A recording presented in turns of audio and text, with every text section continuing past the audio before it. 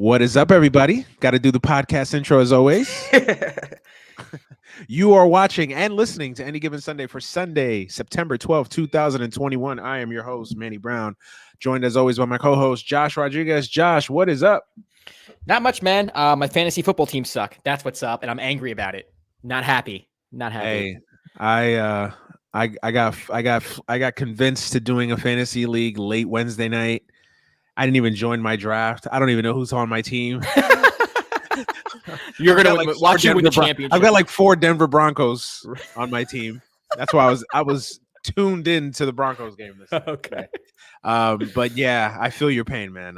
I'm like that every year with fantasy. I'm just not good at it. I don't know. Don't want to talk about it.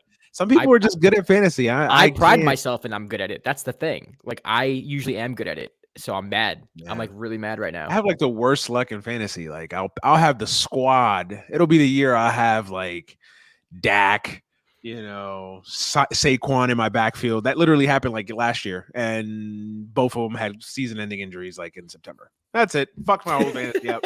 That's it. Like there was one year where literally like all of my first team literally was injured. Like all of them, and like long-term injuries. Like like 3 guys out for the year, 2 guys out till week 8. Like I'm like, yeah, this completely shit on my fantasy. So. I do think fantasy there is a skill aspect to it, but there also is a luck aspect where it's like if your whole team's injured, like there's nothing you do about it. Like today, I started Brandon Ayuk thinking he was going to play, and then like it comes out after the first snap where I can't replace him. That like, oh, he's injured. He's on limited snaps today.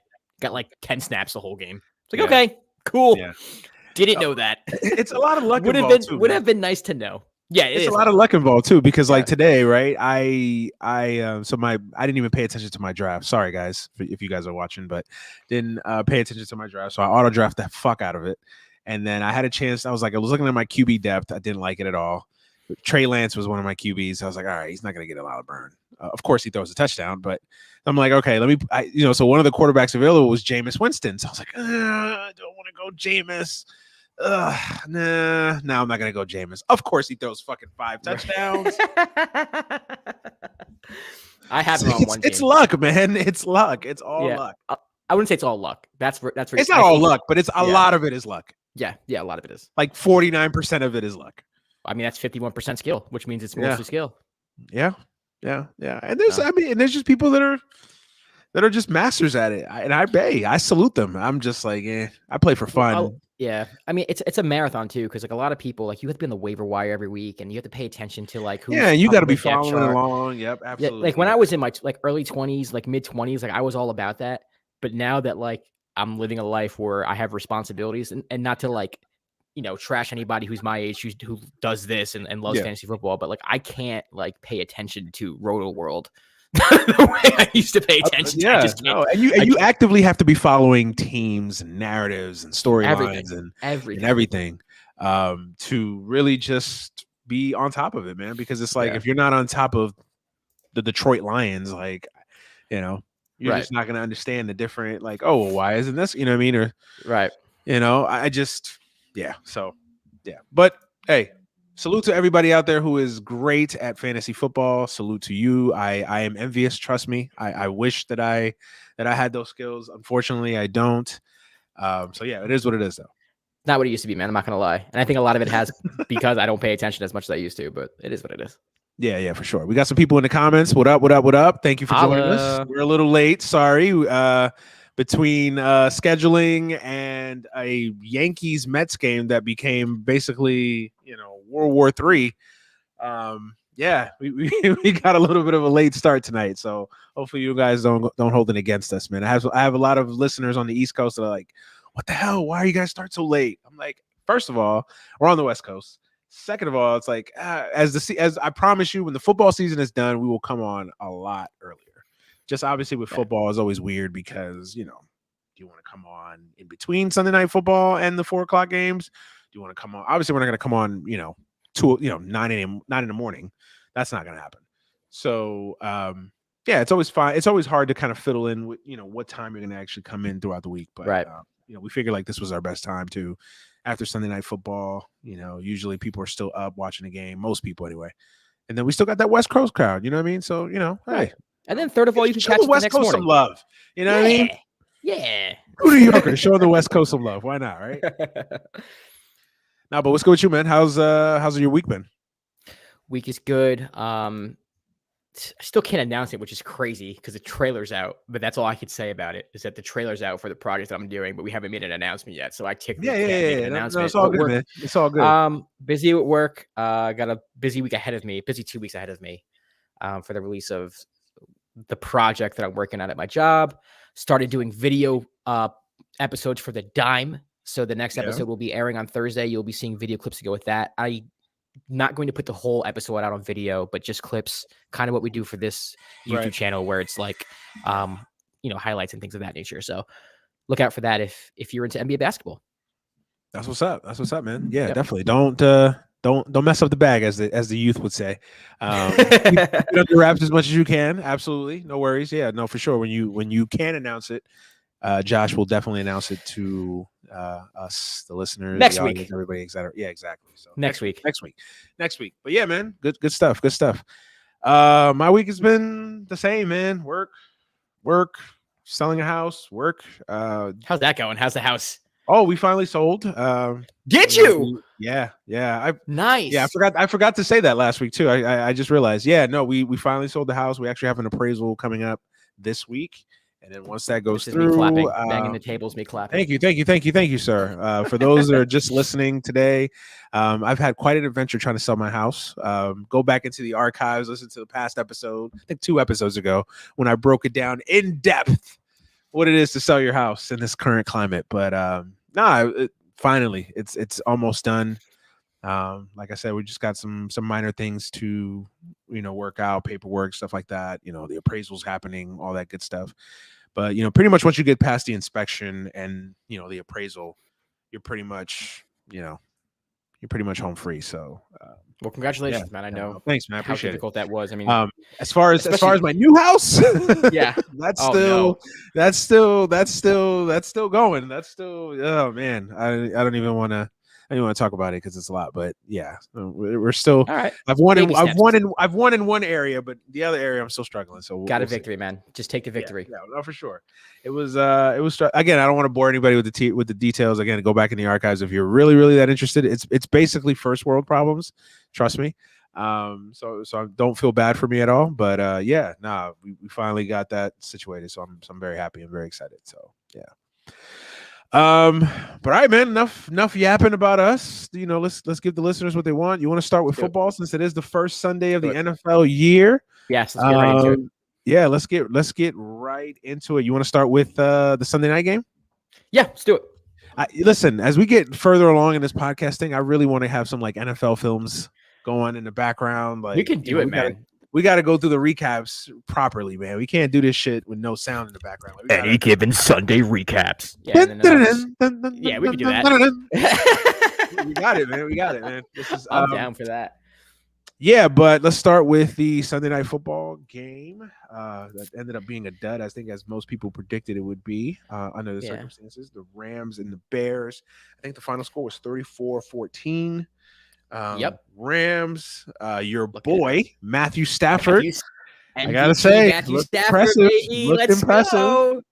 looked impressive. Matthew Stafford. I think he was like 20 of 26 for 200 something yards, 2 touchdowns, something like that. I don't have the stats in front of me, but yeah, no, he balled out. Give Stafford credit. Listen, there's never been a question about Stafford's talent. I think he's a little overrated myself.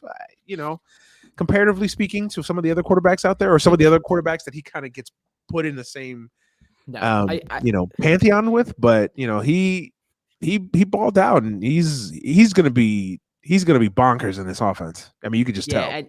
And I think with someone like you, who's, I wouldn't say you're a doubter, but you just want to see it, week 16, week 17, wild card round of playoffs. So until then, I don't think you're going to be fully convinced, but I'm a Matt Stafford truther. I think he's incredibly talented. And if there's one thing I got right this week, it was the fact that he'd ball out. So yeah, for sure. No, I get it. Stafford is a guy that a lot of it has been on his bad luck too. He was cursed with being on the Lions, which is no you're not starting off your career on the right foot. So he's had a lot of circumstances that were beyond his control. But my issue with Stafford has always been that if you're really this good, if you're really this great, the arm talent, the smarts, all that, I got to get more than 2 playoff appearances. Especially in the NFC. It's not like he's playing in a. Fair. I get going against Aaron Rodgers. He is going against Aaron Rodgers. I get it, but still, I get the it. NFC, you could find a way to figure out to get into the playoffs if you're that good of a quarterback. And, he just hasn't. A lot of it, not all his fault, but hey, off to a good start tonight, and he looks like a perfect fit in this offense. And him and McVay are going to be a match made in heaven. And obviously they were playing the Bears, who are offensively, challenged to say the least. Yeah. What about them? Did anything impress you about the Bears? Yeah, Matt Nagy should be a college intramural flag football coach, not an NFL coach, because it just does not make sense. We talked about this in our preview, where it's just too gimmicky for me. I understand that Justin Fields is this dynamic quarterback where you can run him and whatnot, but if you're going to play Justin Fields, play him. Like, don't bring him in to run a double it's just it's frustrating to watch. I'm not even a Bears fan. I don't even care about the Bears, but it reminds me of college. I know this is my view for college football and all that type of stuff, and maybe I'm thinking old college football when I used to try to watch. But it just seems amateur. It seems so bicky, and in the NFL, that doesn't fly. Like, he got away with it his first year when the Bears went to the playoffs with Trubisky, but he's ever since then. I mean, it's just he's not an innovator to me. He's someone who's just gimmicky, and I just feel bad for Justin Fields because, you don't get a lot of time to prove yourself in this league. And hopefully, he's going to get a fair opportunity, a fair shot, because I don't know if he's going to, if Matt Nagy is the coach that's going to be able to, help him reach his full potential. I think it has to be another coach. So the quicker Nagy goes, the quicker we can see Justin Fields take off. And I hope he's not connected with Nagy for his whole career. I feel you, bro. I'm not a big Nagy fan. I've actually never really been a big Nagy fan. I was always kind of figuring out what the love affair was with this guy. And you're right. It's a lot of it is gimmicky. And you know what I hate? There's a couple of things that I hate. First and foremost, the broadcast kept bringing it up. Matt Nagy comes from the Kansas City School of Thought. Look what they did with Patrick Mahomes. Collinsworth kept bringing that up. First of all, Kansas City was a totally different situation. First of all, they had Alex Smith, a borderline great, at best very good quarterback, playing in his prime, that they had sitting there that can run that offense, and they were a good team, playoff bound. This is a different situation than having Alex Smith in tow. You're sitting potentially a quarterback that can be, your franchise guy for Andy Dalton. Right. For what reason exactly? There's no reason. You know what I mean? It's like it's just to do it. We got to wait till the right moment when Justin Fields is ready. Listen, you drafted this kid 11th. When is the moment that he's going to be ready? Like, when? Week 6? First of all, you're never ready. This idea that young quarterbacks, and I get the school of thought of like, hey, if in a perfect world, you don't want to rush these guys. You want to give them ample time to get acclimated, get used to the playbook, all that good stuff. I get it. I understand that. But to me, if Andy Dalton's your option and you're a team that's trying to it's one thing if it's the Jets and they want to take it easy with Zach Wilson and, bring him in week 6, you're not expected to do anything. That's different. But when you're the Bears and you have a coach that's, fighting for his job, you have a GM that's fighting for his job. What are you doing? Like, what is the end result here? Plus, you got 53 guys, a lot of them that are veterans. What are you telling your roster? Like, you're getting right. And this is no disrespect to Andy Dalton. I like Andy Dalton, but what are you telling your roster if this is the guy that you're putting out there to try to win you a game? It's just like it's stupid. Not to mention, it's like, okay, if you're going to go down that route of we're not going to play him, then don't do the gadgety shit and bring him in on certain drives and certain And so now Justin Fields is what, Taysom Hill now, or you're going to bring him in on the wildcat, bring him in on third down sub package. Like, stop that. Either he plays or he doesn't. You're trying to have it both ways. First of all, I hate the 2 quarterback situation anyway, because I always feels like it just ruins an offense and the flow of an offense. And it's just too gimmicky. It's just too gimmicky. And the other thing that bothers me about go ahead, I'm sorry. Go ahead, you go. No, I was going to say, the other thing that bothers me is guys like Matt Nagy. It's easy to be an innovator when you have Tyreek Hill and Travis Kelce, Kareem Hunt, and Alex Smith or Patrick Mahomes sitting in. Like, it's easy to be an innovator. That's why when these guys get hired, like, I want to see the body of work. I want to see Yeah. what their work was as graduate assistants, as offensive assistants, as quarterbacks coaches. Like, what are the offenses that you help build? You know what I mean? It can't just be like, oh, he was an offensive coordinator for the Packers in 2015. Like, Right. oh, okay. Or like, what was your boy that was the coach of the Giants? That was the QB coach for the Packers for 1 year. McAdoo. Like, oh, he was the quarterback coach for Aaron Rodgers. Oh, okay. Genius. Right. Aaron Rodgers. Oh, okay. I could be the quarterback coach for Aaron Rodgers. Like, yeah, hey, Aaron, you might want to run this play. No, I don't. Oh, okay.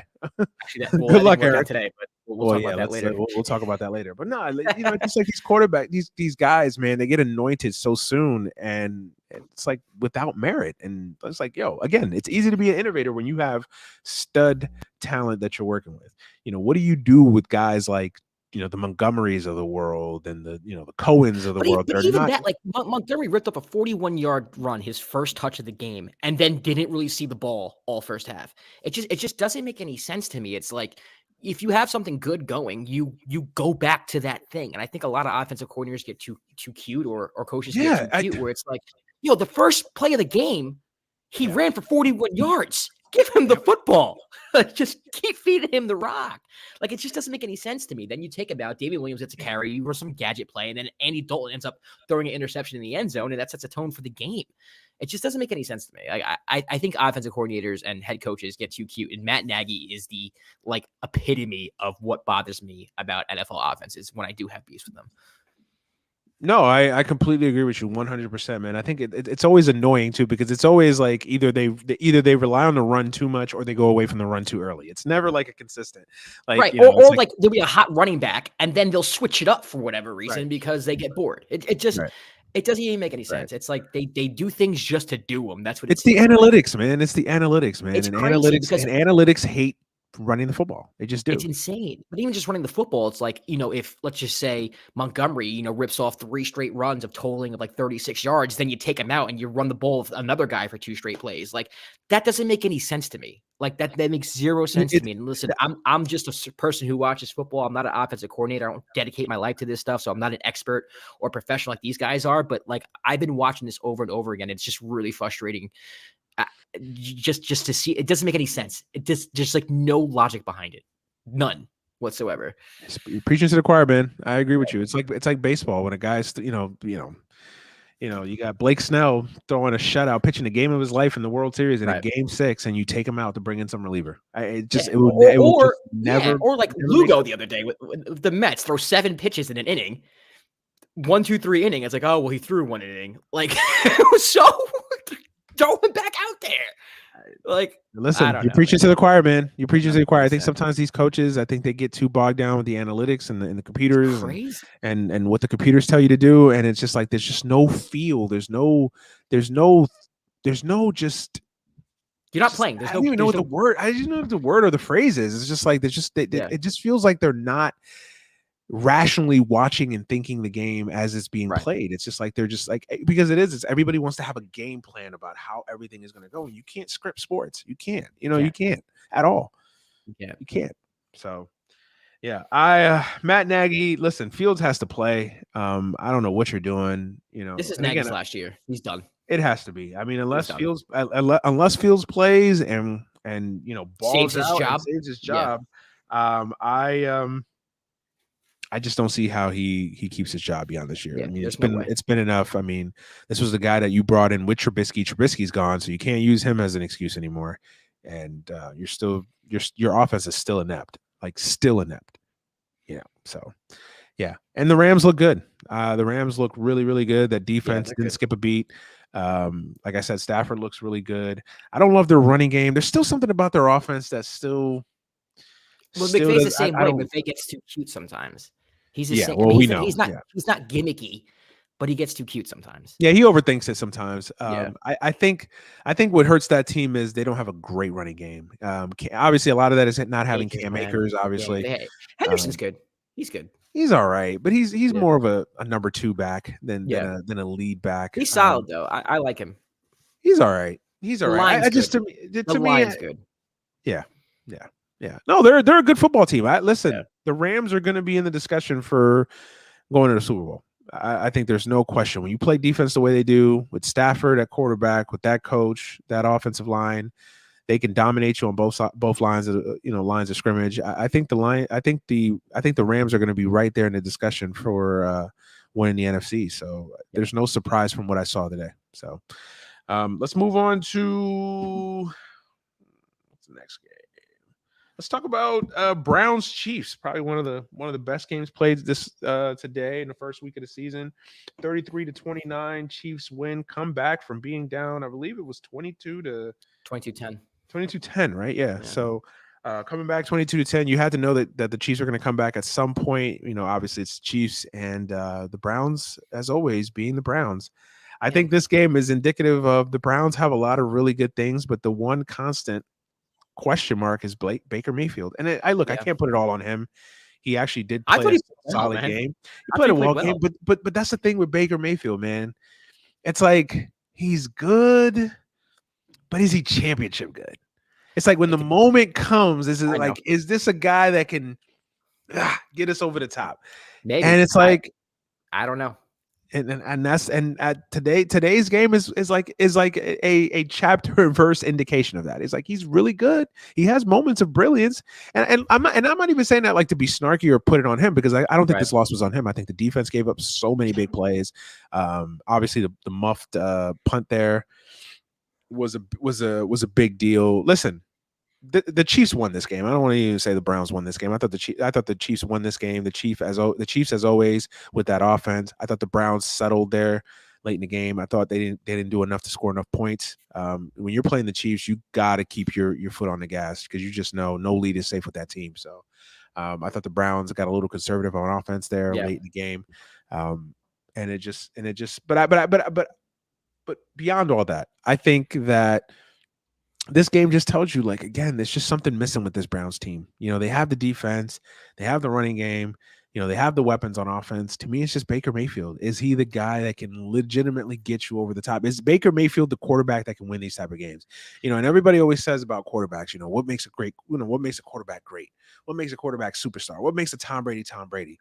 And it's not that like these guys dominate every single game that they play, but it's those 4 or 5 games a year where only one guy can win you that game. Yeah. It's those 4 or 5 games a year where a Case Keenum is not going to win you that game. A Daniel Jones is not going to win you that game. Only Aaron Rodgers and his greatness is going to win you that game. Only Tom Brady and his greatness is going to win you that game. Or Russell Wilson, a guy of that ilk, a Ben in his prime. Those guys are going to win you those games. And that's what makes, a good quarterback, a great quarterback, an immortal. And is Baker Mayfield that guy? I don't think any Browns fan, any football fan can say right now that he's that guy. I mean, he's definitely not that guy, but I do think he's a guy who you can win a Super Bowl with. I mean, we've seen game managers get to the Super Bowl and win a Super Bowl. I mean, you could argue Eli was one, Garoppolo got to one. So I do think Nick Foles won a Super Bowl. So to me, I think it's possible. It's going to be interesting because to me, I think if he can click with Odell, he can make you look good. Do you know what I mean? Like Baker can throw a slant route, a 5-yard slant route, and that could be taken to the house. And I think they're missing that type of dynamic. Jarvis is cool. The run game is cool, but they don't have anyone who's like going to just kill you over the top consistently and turn nothing into something. And I think, that offense, although it has, been better under Baker, it is missing that. So I'm really interested to see how that offense looks with Odell back, because Baker started balling last year when Odell went down. I do think it's a coincidence. I don't think you can link it. A lot of people are like, oh, notice how when Odell goes down, Baker starts doing well. I think just Baker kind of started figuring that a little bit. And Stefanski and his game plan and his script was probably a large reason why Baker started playing well. So I'm interested to see how they work Odell into the offense, because I do think he can help Baker out a lot. You can throw the ball up in the air, 50-50 balls, like things like of that nature that Aaron Rodgers does, that Brady does, giving his receivers an opportunity to make a play that he necessarily can't do with the weapons that he has now. He'll be able to do it with Odell. So I'm going to hold off reservations until then, but he's definitely not Aaron Rodgers. He's definitely not Brady. He's not any one of that ilk, but I do think he's someone who, if given the right team, which I think the Browns are very close to, he could probably lead you to a Super Bowl and maybe win one. Yeah. I mean, I still have my question marks. I mean, I don't disagree with anything that you just said. And again, I don't want to put this on Baker Mayfield, because this game was not, lost on his. No, he played well. He played well. He played well enough to win. I get there your were there point. were other circumstances that caused the Browns to lose this game. Yeah. But it was just one of those things that it was. I always look for a theme in every game, and that was kind of the theme that stood out to me. Is like, again, this is kind of the theme of this game. Is like, again, it's the Browns. They seem to lose a lot of these games, and Right. the common thread is Baker Mayfield Baker. good enough to win you these type of games? It's like you go up 22-10 and you're holding on for your dear life because you know that once that lead evaporates, you don't know if you can get it back. Whereas Right. if you're the Chiefs, if you blow a 22-10 lead, it's like, all right, we'll pass it to get it back in like 2 minutes anyway. We'll be all right. And a lot of it is like, they play 31 other teams. That lead is probably safe. Probably. That's true. They are playing the Chiefs as well. Maybe they play 30 other teams. That lead is safe. But the Chiefs, I mean, they might be the best offense we've ever seen. I mean, and Patrick Mahomes. I mean, I know we say that every Sunday of every football season, but I mean, he's just incredible. I mean, some of the throws he makes are just like, again, that's what I talk about greatness. It's like only one guy, only like 5 or 6 guys on earth were put on this planet to do that. And Patrick Mahomes is one of them. And he's just, I mean, the throw that he made to Tyreek, I mean, it's well, just the catch, the whole thing was, I mean, yeah, but everything, obviously the catch has to, it's part of it too, but just the throws, the herky jerky nature of him. It's just like, he really feels like he's the first quarterback that I really feel like he's playing basketball out there. That's what it feels like. That's what the whole Chiefs offense feels like. Exactly. It doesn't feel like a football team. It feels like pickup basketball. Yeah, it feels like they're playing pickup basketball. Exactly. So, listen, the Chiefs got it going. This is their time. This is their era. Listen, if you're the Chiefs, if you're a Chiefs fan, if this team doesn't win, at least another 2 Super Bowls, you got to look at it as a disappointment, right? Yeah, I agree. I mean, I think it's disappointing. They've only won 1 so far. To be honest with you. Could make an argument, that they could have won 2 had it not been for maybe 3, an offsides, maybe 3. If there's not a phantom offsides call in Kansas City and Brady goes to the Super Bowl with the Pats, because they would have beat the Rams that year. Yep, absolutely. But anyway, I digress. That's for another day. Broncos Giants, Mr. Giants fan. This is is this finally the year that Danny Dimes ascends to the mantle of New York Giant great quarterback? No, it's not. It might be the year that Danny Dimes ascends to the actually being criticized by the New York media for once, and maybe Joe Judge as well. Maybe we'll see. God, Joe Judge, what are you doing? I cannot believe the slack, the amount of rope that is given to this Giants team by the media. It's insane. It is absolutely insane. I mean, if this team is awful, they're an awful football team, and it's not because of the weapons. Sterling Shepard is balling. Saquon is Saquon. You have weapons. Kenny Golladay is Kenny Golladay. So what's wrong with you? I think there's 3 things wrong. 1's the offensive line. 2 is the quarterback. And 3, I don't know what Joe Judge has done to get all these accolades from the media and everybody surrounding the game of football, but he's not like the next coming of Parcells or Belichick that everyone makes him out to be. This man has proved absolutely nothing. And I'm not saying he's not going to prove anything, but let's relax a little bit. It's so crazy as someone who's removed myself from my Giants fandom, which I absolutely have because I watch Giant games and I just don't feel an attachment to them anymore. And watching them from a standpoint like that, I'm like, this team is so, I guess the word is blah. It's like they're just not fun to watch. That's a good word for it. Interesting about them, and everything about them is just kind of overhyped. Like Joe Judge, to me, the obsession the New York Giants fan base has with him just goes way over my head. Makes no sense to me. What do you think it does? Why do you think that he's overhyped? Why do you think? I'm not saying I disagree with you. Obviously, you know I agree with you, but I'm saying why do you think that is? Why do you think the Giants have given Joe Judge the rope that he's been given, Danny Dimes, Daniel Jones the rope that he's been given? It seems like the common denominator, the one scapegoat is Gettleman, right? Yeah, Gettleman is the one guy that you guys can all agree on is the problem. But what else? Like, why do you think is the issue that those guys get a pass? So personally, Joe Judge I think gets a pass because he's everything that people like. If you're going to cast a football coach in a movie, you're casting Joe Judge. That's how I feel. Someone who's tough, someone who's angry, someone who holds people, quote unquote, accountable. And I think football fans in general, like basketball brings out the swag in us. Baseball brings out the traditionalist in us. And I think football in most cases brings out the tough guy or the manly man that we're supposed to be or that most men want to be. So they see the leader of their football team and they want them to be that. And I think Joe Judge on the surface is that, but I also think that can be very toxic to an organization or to a football team. So to me, I don't know why. I think he gets a pass because for the simple fact that this team hasn't been very good. I think the offensive line's terrible. I do think he should get some sort of pass. I just don't understand the love fear in general. It doesn't make any sense to me because he hasn't really proved anything except being under Bill Belichick. So Corey Easley here says, I guess Bill Belichick vouched for him, and the Maras and Bill Belichick are close. So yeah, that might have something to do with it as well. That's a lot of it. But to me, I don't understand the obsession. I just think he fits that stereotype of like angry football coach who apparently holds people accountable. That's really all it is. But the team just is a mess. They're a mess. Yeah, no, I completely agree with Corey's assessment. I completely with yours. Obviously, I agree. And both could be true. To respond to Corey, what you said could be true, but I also think what I said could be true too. I think a lot of people watch football and they see their coach screaming their heads off and holding people accountable and doing this and that, and they automatically think, "Oh, he's the right guy to lead our team." And sometimes I just think it could be toxic as hell because there's a different way you can hold people accountable, right? Like if you have kids, you can scream your head off at your kids and that's holding them accountable, but that can be toxic to your kids. Sometimes you need to be diplomatic. Sometimes you need to bring them up to the side. Sometimes you need to put them in timeout. Sometimes there's just different ways you got to handle it. I don't think screaming your heads off and making one run sprints and fighting with your offensive line coach and being that type of personality in a locker room is always right for a football team. And just because it's football, just because it's a sport where you're clashing your helmets together and it's a tough sport, doesn't mean you have to necessarily be that way all the time. I think people think you need to be that way all the time. You don't. I agree with you. Listen, I think football is a results-driven business, right? At the end of the day, if Joe Judge is the way he is and he wins, no one has a problem with it, right? Facts. And when he loses, you call attention to it, right? You could be the nicest, biggest, softy in the world. If you win, no one cares, right? It's not even a part of the conversation. But when you lose, everybody questions, are you tough enough? In the case of Joe Judge, are you too tough? So, yeah, listen. And Corey responds, yeah, the Giants have had success with that type of coach. And listen, but what happened? But what happened? But here's the thing. But here's the thing. What happened with that coach? And Corey's right. Tom Coughlin was that coach. But what happened was the year they won the Super Bowl, there was an intervention with Tom Coughlin saying, dude, you need to ease up a little bit. You need to listen to us a little bit.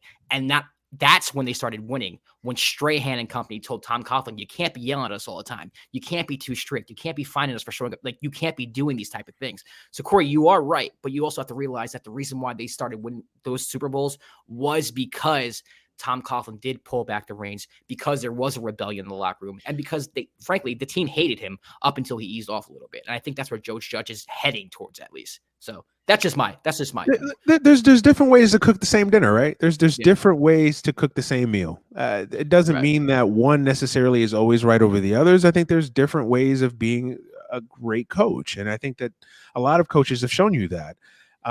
Listen, I have no problems with Joe Judge's style again, but the results have to be there. If you're going to be Joe Judge and you're going to have that Belichickian Parcells attitude, then you got to win. And he hasn't won. And that's not all his fault. Obviously, the Giants' issues go way beyond Joe Judge or go beyond further than when Joe Judge got there. So it's not all his fault, but I think you have to win. Results have to be there. Right. And I'm not saying Joe Judge is at fault for everything. He's not. He's absolutely not. So don't take that way.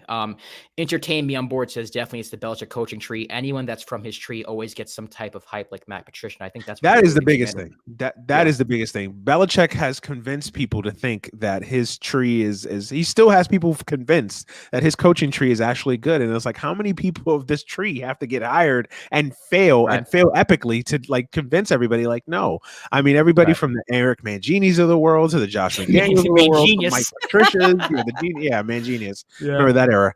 I mean, these guys all just fail royally, and we'll see. And listen, and to Corey's point, thank you, Corey, for the comments. Like, yes, he does need more time. I'm not saying I'm not a Giants fan, but I'm not saying fire him tomorrow. Again, he is like the list of the Giants' problems. He's like 10th on the list. Right. The Giants have way worse issues. Agreed. But I think that he is going to start getting some attention because, again, to challenge a play, a scoring play that every coach in America should know that's not a reviewable play. Stuff like that. That stuff sticks out like a sore thumb. Fighting your offensive coaches, your offensive coaching assistant, the lack of success that he's had, fair or unfair, that stuff is going to get highlighted. And again, you could be this gruff disciplinarian, war general type of coach if you want. if you win. If you don't win, it's like, yo, bro, like chill out. Like you're not Bill Belichick. You don't got the rings out there to be, be carrying this type of attitude. So it's going to be very interesting to see. It's going to be very interesting to see. Yeah. And plus the other aspects of coaching is like the Giants are still this. It's like some of the same issues that we talked about the Giants having the year before. They're still there this year. Even when Eli was quarterback, it's the line sucks. Like it's the same stuff. And Corey's right. I mean, Corey, thanks for commenting. I think you're right too. He does need more time. My only point is, I just don't think he should be worshipped the way he's worshipped within, well, anecdotally, my friends from New York. But yeah, you're right. You're right, Manny. The issues they're still the same. The issue is Daniel Jones. He's just not the guy. Yeah. He's just not the guy. Yeah. And he's been given a lot of rope in this town being New York. He's been given a lot of rope. I feel like he's still living off that comeback against Tampa in his rookie year, and he's never really been held to the fire. Like this guy, listen, I'm not going to say he's terrible. Like he's had some moments of brilliance, but again, it's been few and far in between. And then the moments of his blunders have been just as major as his moments of greatness, and the turnovers are an issue. Well, Jason Garrett, of course. I mean, I don't even know why anybody would hire Jason Garrett in 2021 to run their offense, but that goes beyond that's beyond the Listen, I think we're all basically in agreement here. I think the Giants have a lot of issues. We can all agree on what the list of what the issues are, or what on the pie chart of what gets the most blame. Is it Jason Garrett? Is it Joe Judge? Is it the Maras? Is it this? Is it that? Right. Daniel Jones is the problem. I think that all of us can agree on. I think he's the issue. I think he's not. I think he's just not the guy. And I agree. It's hard to do. It's I don't want to run him out of town after one game, but it's not just one game. It's been 3 years now. I'm convinced if he didn't have that comeback in Tampa Bay, this wouldn't even be a discussion right now. we might be talking Justin Fields. You may be right. You may be right. But this is the year for him. This is put up or shut up time for Daniel Jones now. Like they've got the weapons. The line is still a problem, and that's still going to be a problem. But again, his fumbling issues. Like he fumbled today. That had nothing to do with the line. Like that was him. Fighting for extra yards. And I commend him for the effort. But he has a fumbling problem. He's a turnover problem. Like. He's a good guy. I like Daniel Jones a lot. He seems to. Yeah, it's not a personal thing. It's not a personal attack on it. Anytime we criticize a player, it's not a personal thing. But it's just like we got to call it like we see it, bro. The dude is a turnover machine. Like that's what he is. And I think he's just like goofy with the football. Like he just looks goofy out there. Like it's just I don't know what it is, man. But I don't know if it's just jitters or just his like. And then every once in a while, he shows you something where it's like, oh, I see why Gettleman liked him so much. But yeah, it's going to be interesting to see. I mean, it's only one game, so you don't want to panic after one game. Plus, I think the Broncos are very underrated. That is the story that we should be focusing on. I think the Broncos are going to be good. I think the Broncos are going to be good. Obviously, you feel bad for Jerry Jeudy. Terrible injury. It looks like it's just a high ankle sprain. So while it's a concerning injury and it's an injury that seems to nag a lot of players for a long while, it's not a break. It's not a tear. So it's not season ending. Hopefully for Jerry Jeudy, but the Broncos have a lot of weapons, man. And winning today's game showed me a lot because this is a team that. They have the weapons, but sometimes you wonder if they can always use them and if they know how to win kind of physical, tough football games. And they proved it. This wasn't an offensive, barrage that they put up there today. This was just a methodical, Teddy made plays. Teddy Bridgewater I love Teddy Bridgewater. That was not just Teddy like dinking and dunking. That was Teddy making plays. Teddy was amazing today. He was awesome today. I love Teddy Bridgewater. Is he the greatest quarterback in the world? No, but to me, he's a good quarterback who I just don't understand why teams are always ready to get rid of him. I think he's a really good player. I think he's a really good quarterback. You can tell that teams rally behind him. He's a leader, and he makes plays. The guy goes everywhere and just plays well. And and I think he's completely changed that team around. That team would not have won that game today without Teddy Bridgewater. And I think the Broncos are going to be good. I think that division is going to be really, really good. I think that, and their defense is incredible. I mean, their defense with Chubb and Von Miller looks like he's got an extra, pep in his step. I mean, the only issue, and I said it last week, the only issue with the Broncos I have is Vic Fangio. Right. Is he a big time coach? And he's got the talent around him now, so there's no excuses for Vic Fangio. He's another one that's on a hot seat too. That if he doesn't get off to a good start this year, I think this is like the first September game that they've won since like 2018 too. I saw a crazy stat like that, which is crazy. But yeah, give the Broncos credit. that was a really impressive win they put out there today, and the Giants have some problems for sure. We can all agree on that one. The Giants have some serious issues, and they better fix it quick. All right, let's move on to the next game. Packers and the Saints. Man, Aaron Rodgers back for the last dance. I want to let you take this. I kind of want to hear your thoughts first. Oh, there's nothing for me to say. You know, it's Aaron Rodgers, man. You know, it's. Oh my goodness. You know, listen, you can't blame Aaron Rodgers for today. You can't. It's just the fact that, you know, he doesn't have input on the direct decisions that affect his job. So, you know, it's not on Aaron Rodgers. Aaron Rodgers does not lose football games. No. All those other motherfuckers lose football games. Aaron Rodgers does not lose football games. He does not play badly in big spots. It's not Aaron Rodgers. It's everybody else. It's Devontae Adams. It's, you know, Alan Lazard. You know what it is? You know what it is? No, seriously. You know what it is? He needs 2 more Pro Bowlers on the offensive line. And he needs, you know, like, not just like a good, solid receiving option. No. That's not. No. I think he needs DeAndre Hopkins is what it is. Like, he needs DeAndre Hopkins and Devontae Adams, the 2 best wide receivers in football, to play with him. And then that's when you'll know, like, oh, okay, it's it's all even across the board. No, all jokes aside, listen, it was not a great performance by Aaron Rodgers. Look, you can't talk all that shit in the offseason and then come out and lay a. That might be the worst game I've ever seen him play. I mean, obviously this is like reactionary. I'll admit that, but like, I can't think of another time where I've watched him play and I was like, wow, you look. It wasn't all him. That team just looked. I mean, it wasn't all him, but I mean, just some of the decisions that he was making was just like Aaron's the type of quarterback. Like, if there's nothing there, he'll throw it away. He didn't do that today. No, he just didn't look right today. Obviously, we're joking. Well, it was we also all know the hair. how great. The hair, that's why he didn't look right. Yeah, to be honest with you. Yeah. Listen,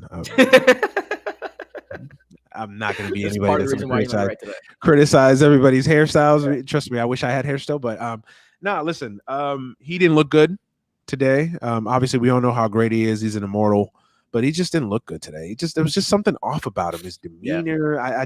I don't know if. I don't know what it was. He just didn't look himself today, and that team just didn't look themselves. You know, that's a well-coached team. You know, historically speaking, you know, at least under LaFleur, they've been a really good coach team, a well-prepared team. But just, you know, but it's crazy. You know, they struggle in Florida. They struggle in warm climates for some reason. That team just never shows up in warm climates. It feels like, you know, whether that be California or Florida, it just doesn't. It just seems like they don't show up. And he has his worst games in warm weather, which is just weird. But I want to say this is more about the Saints than the Packers in a lot of ways. No, but, you know, obviously the Packers are going to be the overarching theme because of everything that's gone on over the offseason and Aaron Rodgers. And, of course, we just started out by making jokes about it. But, listen, the Saints played well. The Saints played well. I mean, people are forgetting the Saints are a quarterback away. No disrespect to the greatness that Drew Brees had during his career, but let's be honest. Last year, he was a liability. The Saints were a competent quarterback away from probably going to the Super Bowl. I thought they were better than the Bucs. Honest, I thought they were the better team up until the playoffs. Obviously, the Bucs got hot. They won the Super Bowl. Shout out to them. But to me, like, if Jameis, and I did tweet that, you can look this up. There's just receipts. If Jameis plays last year, I think the Saints. And this is not me reacting to one game because I had this take last year, but I do think the Saints would have been a better team and possibly a Super Bowl team. I'm not going to go that far, but I will definitely say that, the quarterback position has been the thing that has cost them big time in the last 3 years. You look against the Rams, you know, Breeze didn't play well in an NFC Championship game. Obviously, against the Vikings 2 years ago, did not play well in that game. Kirk Cousins outplayed him, and then last year, obviously, he was just dead man walking in that game. So I mean, I'm not saying they win that game with Jameis. I'm not saying that, but what I'm saying is that they are substantially a better team with a quarterback who has an arm. If they just get average or above average play at the position. And say what about Jameis? I mean, Jameis, yes, he's a turnover machine in Tampa Bay. He had a great game today. We don't know what he's going to be like in New Orleans, but Jameis can make plays. He can do that for you. Yeah. Oh, there's never been a question about his talent. There's never been a question. He can go win you a game, but he can also go lose you a game. Right. So you don't know. But I'm just saying in general, you know, the ceiling, last year's team's ceiling was higher with Jameis, and that ceiling was already, to me, a Super Bowl contender. So that's my point. That's all I'm saying. Yeah, no, I feel you. Listen, the Saints are still a really good team. The defense, I think, I think what you saw is the shifting of that team. Now, obviously, they were without Michael Thomas, so that obviously affected somewhat of their game plan. But I think you're seeing this team shift. I think this team is going to be very different than the Saints teams that you've seen over the last couple of years. I think they're going Yeah. to run the football with Kamara. I think they're going to let him be the best player on the team, which is what he clearly is.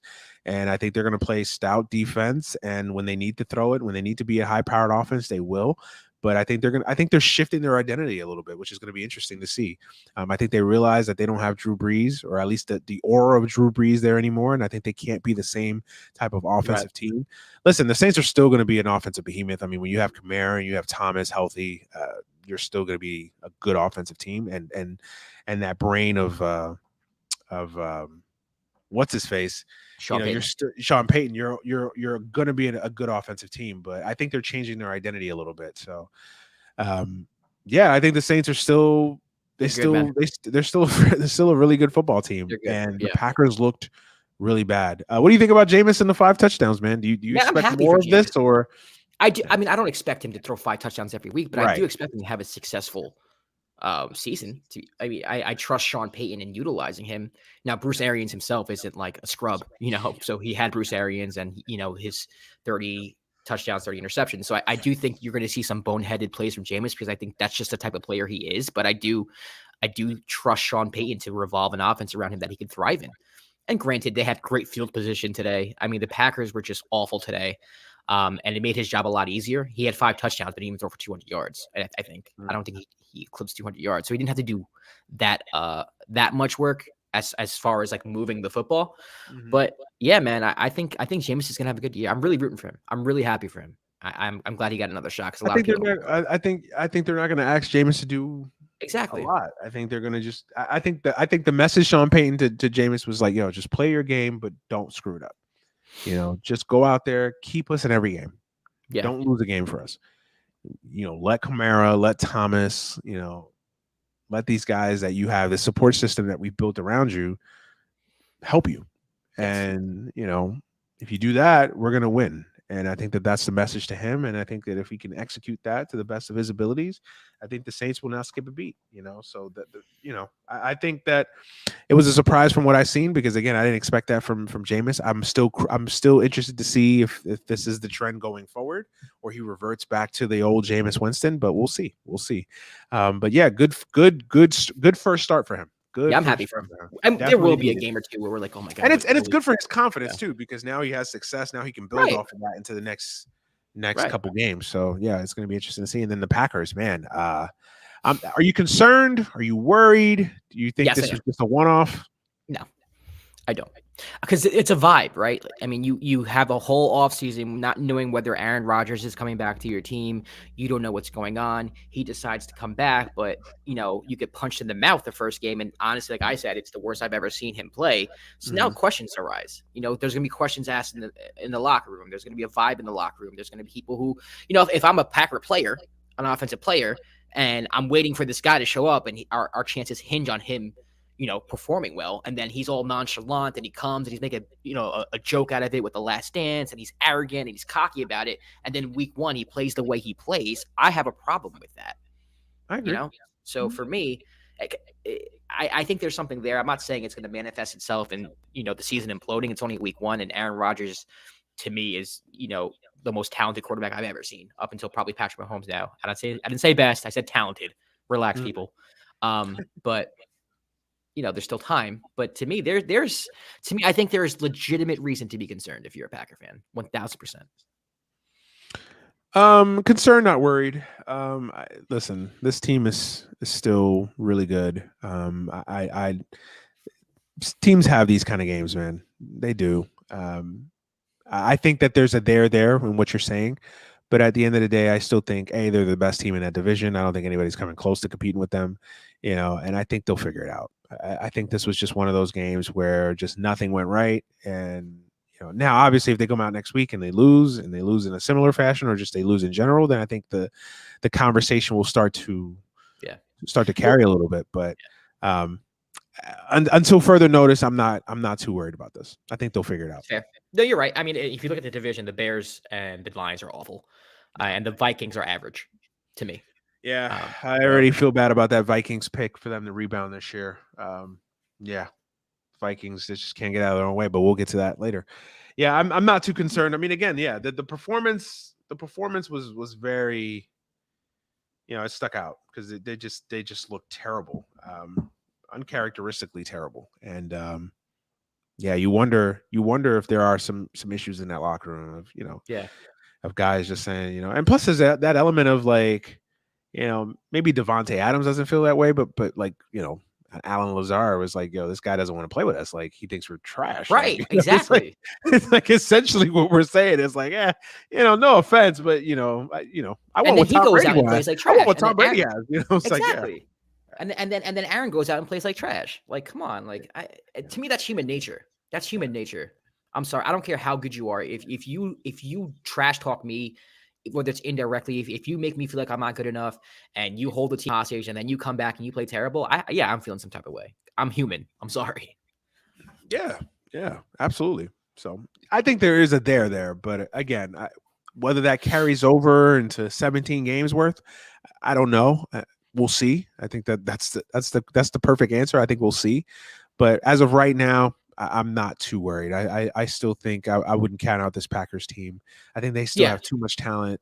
They're too good, and Aaron Rodgers is still Aaron Rodgers. So and that and they win this division with 10 games. 10 and it helps that they play in that division, which 10-7 wins in the division. Yeah, it doesn't look like it's too improved at all. Yeah. So we'll see. But yeah, maybe 9-8 to be honest with you. Speaking of this division, Vikings and the Bengals. Bengals win 27-24 in overtime to start out 1-0 in the new era of Joe Burrow and Jamar Chase, and the Vikings continue to be the Vikings. Anything from this game? I mean, I didn't catch too much of it. From what I saw was a defensive struggle in the first half, and then the Bengals had kind of like a little bit of outburst. They were Burrow throwing 2 touchdowns in like 2 minutes. The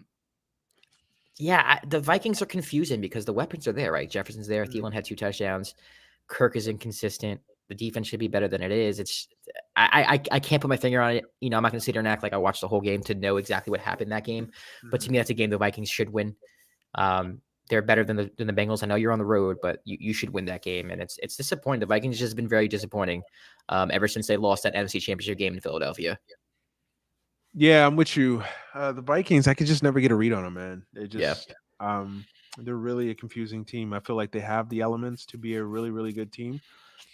And they just consistently get in their own way. And I don't know what it is. I don't know if it's the quarterback. I don't know if it's the coach. I don't know if it's a combination of the two. It just never feels like they have all their ducks aligned. Like, some days the defense will play well, the offense won't. The offense will play well, the defense won't.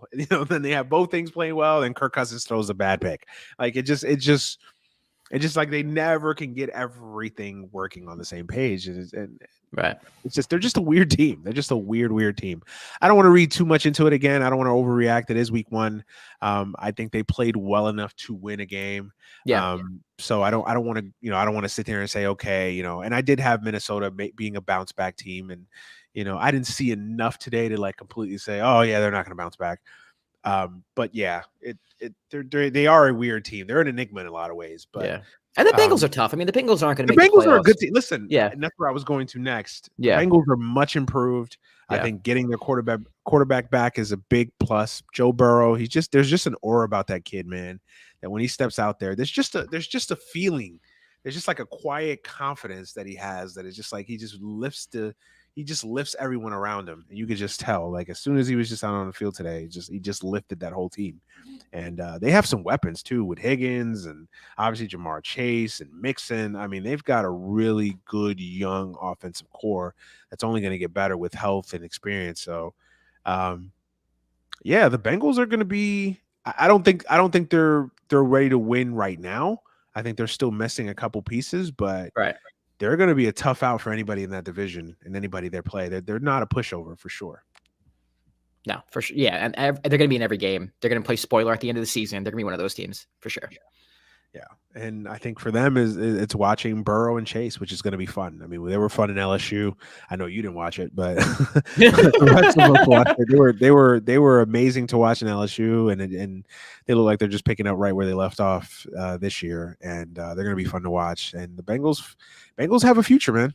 And that's a good thing. The Bengals look like they finally are building something there. So, yeah, it's going to be interesting to see what they their continued growth and maturation. Um, Jags Texans. Oh my Texans. God. Oh yeah, 37-21, spoiling the debut of one Trevor Lawrence. Tyrod Taylor played well. The Texans defense smothered and bothered Trevor Lawrence, and Urban Meyer wishes he was back in Columbus or Gainesville or wherever else he may decide to go next. So yeah, where he decides to go next is right. You USA open up, Trevor Lawrence first game of the career, and you open up with like 10, 11 straight passes. I don't know the exact stat, but they literally rushed one time in the first quarter, and that was like with a minute left to go in the quarter. You open up the game like that. You don't establish the run. You don't mix it in there. You don't get him comfortable. I know it's the Houston Texans. I know he's Trevor Lawrence. I know he's just generational talent. But to me, you got to have some type of like game plan. And it's to me, he did him no favors. That's not excusing Trevor Lawrence and the way he played, but they dug themselves a hole very early and they just could not get out of it. And to me, a lot of that has to do with the fact that Urban Meyer, how was your game script? Like, let's just go out there and chuck the football around with a quarterback making his first start ever. That makes no sense. I think Urban forgot he was in Jacksonville. I think he still thought he was in Columbus with oh my goodness, man. with Justin Fields out there. I think that's what he thought. And it's not like it's not you have trash running backs. James Robinson was one of the best offensive rookies last year. Carlos Hyde has always been a respectable running back in this league. Run the fucking football. Just like this Urban Meyer will probably resign again for some reason. The question it's not about whether he'll resign. The question will be about what will be the excuse. A heart attack, a stroke, family issues, et cetera, et cetera, et cetera. What will be over under and what the we should make that as a poll too. Like what will Urban Meyer use as an excuse? Yeah. Listen, I thought the Jags looked bad, and I know it's an oxymoron because the Jags have been bad forever, right? But no, they just didn't look prepared. The Texans just took it to them from the opening, from the opening whistle. The game plan was off, like you said. Just I get that you want to show off this new toy in Trevor Lawrence, but to not ease him in even a little bit. I mean, gosh, just run the football a little bit. Get the guy. I know. It's crazy. Like running the football is crazy, right? Because like if you run the football, that opens up like play action. It opens up the field a little bit. It brings the linebackers in. It creates space for your quarterback, which is something I don't know. Maybe you want to do for a quarterback making his first start in the NFL. Just make him a little more comfortable. Yeah. Well, it is what it is. Listen, I don't know what else to say, but the fact that I just thought it was a questionable hire. Again, you have this generational quarterback in Trevor Lawrence. Why not hire forget an offensive or defense, just a good coach, a good solid head coach that can kind of PTSD. Why not hire a Joe Brady, somebody like that, somebody that can nourish and nurture in this guy's career? Right. But you bring in Urban Meyer, who I don't think anybody. I know you're not a big college football fan, but anybody that's watched college football, I don't think anybody really felt that Urban Meyer was an NFL coach. I don't think, at least I haven't. I've never looked at Urban Meyer and thought, oh yeah, that guy's an NFL coach. I don't think his style meshes well, and I don't think he fits. And I think so far, you're seeing it. It's only one game. Again, that's the overarching theme. Yeah, it's only one game. I'm not worried about him. I didn't see anything that makes me worry about him. I think just by watching him, you see the talent, you see the arm strength, you see the playmaking ability, you see the leadership. Right. The kid has it, all of it. The question with him is, can he stay healthy and can he get a coach that can coach him to the best of his abilities? And if he gets all those things, then he'll be fine. So. Give the Texans credit, man. That's a team that is, talk about teams that have dealt with turmoil all year. I mean, that team didn't know what the hell was going on with their, they lost the face of their franchise in Watt. Their superstar franchise QB, the next guy in line to take over that mantle from Watt. Right. Basically can't keep his hands to himself, allegedly. And then obviously all the alleged issues with that and going, whether he's going to play or not play. I mean, they had a tumultuous offseason. The coach hire, puzzled a lot of people, but hey, for them to come out and play the way that they did, I know it's one game. I'm not getting excited or anything like that. I'm not saying that the Texans are going to surprise and shock the world and win 10 games. They're not. They're still terrible. But for this 1 week, they're 1-0 and they played really well. Shout out to the defense. To the offense. Tyrod Taylor continues to be like Like, shout out to Tyrod. Tyrod Taylor's another one, man. Yeah. Tyrod, yes, Meyer will be an NFL version of Calipari. Absolutely. Shout out to Tyrod Taylor, man. Another guy that just continues every time he gets an opportunity. He just plays well. Plays well. And it's beyond his control, too. Sometimes he just loses his job with the most unforeseen circumstances. Sometimes, every time. Literally every time. Josh Allen, Baker Mayfield, every time. Yeah. I feel bad for him. I mean, the Bills are known as, and I'm sure we're going to support the Bills, but like before Josh Allen came and took him to a division title, Tyrod Taylor took him to the playoffs for the first time in a few years. Like, give him credit. Yeah. He's not, I don't think he's a starter. It's weird. Not. He's a competent game manager who can win you football games under the right game plan and game script. He probably, when he's a backup, he's probably the best backup in football. He is. Without a doubt. Who else is better than him as a backup? I'll take him over Andy Dalton, who's going to be a backup soon, who I think is one of the better backups. Yeah. I'll take him over Andy. Yeah, I'll take him over Andy. I can't even think. Teddy Bridgewater was a backup forever, but maybe Flacco? He's a starter. Maybe Flacco? No, I take him a better backup.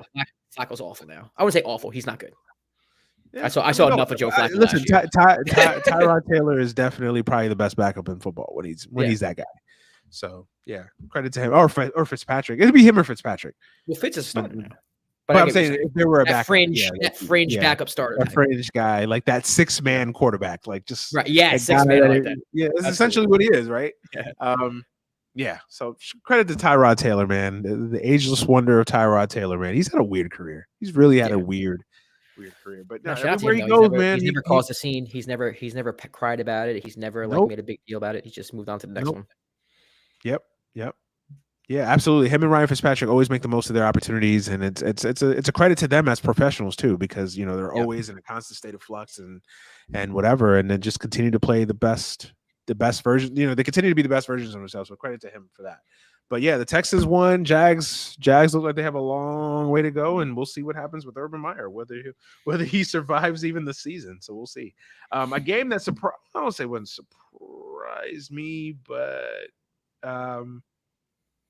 no, that's a different game, obviously. Sorry. Before we get to that game, because I think the game I'm going to. 49ers Lions 41-33. 49ers put a beat down on the Lions early. I know the Lions made it interesting late. Garoppolo struggled early and then, really played well after that. Really well. Trey Lance even threw a TD pass. Credits, shout out to him. So business as usual in San Francisco? Yeah, I'd say so. The Lions are bad. I mean, the way that game ended, it was too close for comfort. To me, I'm not going to put any stock into that. I think San Francisco let their foot off their I'm not going to put too much stock into that, even though if I'm Shanahan, I'm like blowing up the locker room afterwards. As someone who's like evaluating the team, I'm not putting too much stock into that. The offense looks good, man. And San Francisco was so hurt last year. The whole team was freaking injured. A lot of people forget that. And they're coming back healthy. They're one of the best teams in the NFC, period. They're a playoff team if they're healthy. So to me, no surprise here. They did what they had to do. I mean, that's really, and Jimmy G, Jimmy G is not very good, but he's a good quarterback. He's a good quarterback. And I think people forget that sometimes. I'm not saying he's great, but they got to the Super Bowl with him. He can play. I would say he's a very good quarterback. Let's see, is he a superstar? Is he transcendent? No, but he's that next tier. We all know that tier of great quarterbacks, and he's that next tier. You could win a Super Bowl with him. You arguably should have won a Super Bowl with him. Yeah. He's in that Kirk Cousins mold. He's a really good quarterback that, can lead you to a Super Bowl and on the right situation, if the coach doesn't nut up, can win you a Super Bowl. So right. I have no issues with Jimmy G. He played well. He looks like he's going to hold on to his job a little while longer, if not for the year, depending on how things go. But yeah, I think it's business as usual in San Francisco. I didn't see anything from today's performance that told me otherwise. I think they're still going to be one of the teams competing to make it out in the NFC. That division is going to be a bloodbath. It's wow. That division is going to be. I mean that division, the four the four matchups in that division with each team, it's going to be a bloodbath, man. I mean every single game between those four teams are just going to be epic. And they all look good today. Really good, really good teams. Yep. And the 49ers, I mean, they're healthy. Their defense looked like it's back. Again, Jimmy G played well. Yeah, nothing else to really talk about. And the Lions, the Lions showed something. I think they have the right coach. I think they have the right GM. we'll see talent wise. Jared Goff, it's Jared Goff. So what can you say? I do think he played a little bit better later in the game. So that's something. It's the Lions, man. There's not, To me, if you're honestly, I don't even want to waste my time talking about the Lions. the Lions, I will say that I think they have a good coach in Campbell. They're rebuilding. Well, I think the makings of a good coach in Campbell. Yeah. And the GM, and I know he says goofy things in a press conference and whatnot, but whether he can coach on Sundays is the big thing. And so far so good, I think, for the Lions. Yeah, I mean, you really can't expect much this year. Cardinals Titans, a game that I think shocked all of us. 38-13. Man, that was an ass kicking, if there ever was one, in a week one. Cardinals just took it to the Titans from the opening whistle. The Titans just, talk about the Packers. The Titans better be glad that the Packers had the performance they had, or they would be a much bigger storyline. Because wow. The Titans are a team that I praised last week. I had nothing but good things to say. I still have them, and I don't think nothing's really changed after one game. But that was not the performance you wanted to see if you were high on the Titans. And I don't even know what to say. They just played so badly across the board. I mean, even Arizona played really well. I mean, to me, Arizona played well. Arizona looks good. I mean, and listen, this is early in the season. It's 1 week. And Arizona is one of those teams where I feel like there's no in between, right? You either think they're Fugazi or you think they're like NFC's championship contenders, maybe even like Super Bowl contenders. I know some people who haven't gone to Super Bowl. Kyler Murray looked great, looking for him to take the next step forward and be consistent in the way he played today for the whole year.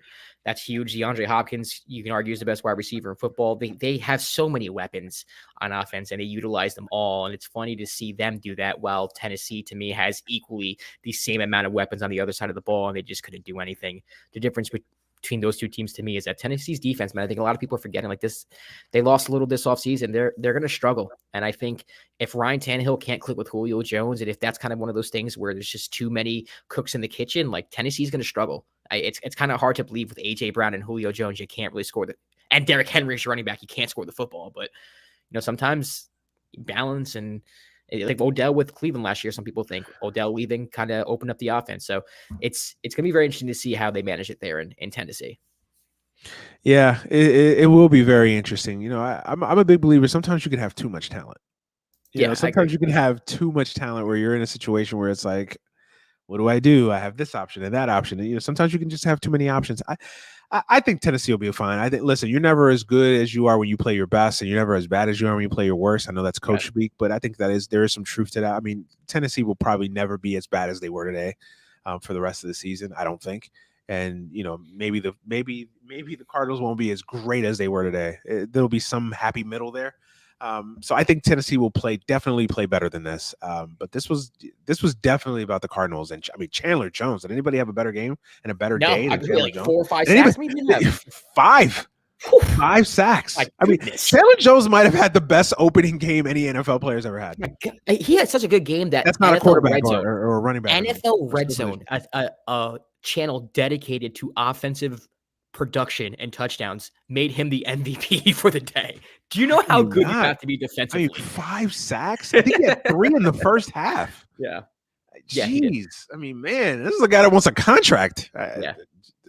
He balled out today. That's a hell of a way to want a contract. I feel you.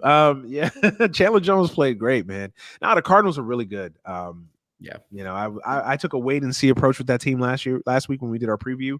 But the Cardinals look really, really, really good. They look good at some point last year too. I'm kind of hesitant. I'm hesitant to deem them like real contenders because last year at some point, I remember the beginning, I was like, oh, they look really good too. And then bottom fell out. My question mark with them is the coach.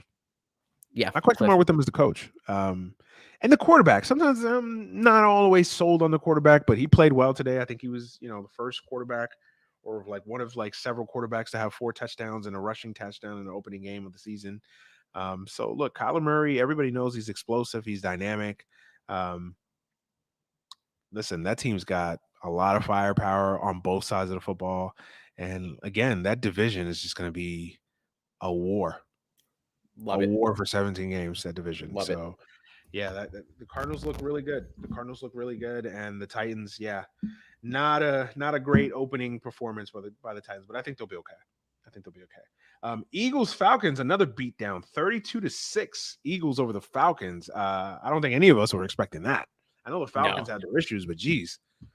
The issues, I don't even begin to describe it, man. That was an ugly football game. I feel like every time I was watching that game, the Eagles had the football. I don't know what time of possession was, but that's just what it felt like. Yeah. Matt Ryan didn't have time to throw the football, couldn't get the ball downfield, just couldn't develop anything. The Falcons are bad. They're a bad football team because the Eagles are not good. And for the Eagles to come to your house and destroy you the way they did, that tells me a lot. There's just there's nothing else to say except shout out to Jalen Hurts, man. Had an efficient game, threw the ball well, ran the ball when he was supposed to. He mixed it up, and the run game was good. Miles Sanders looked good today. The offensive line was basically bullying the defensive line of Atlanta. So it's just a dominating performance. About two teams, to be honest with you, that I don't think are going to be too good. It was just kind of like who's not as bad.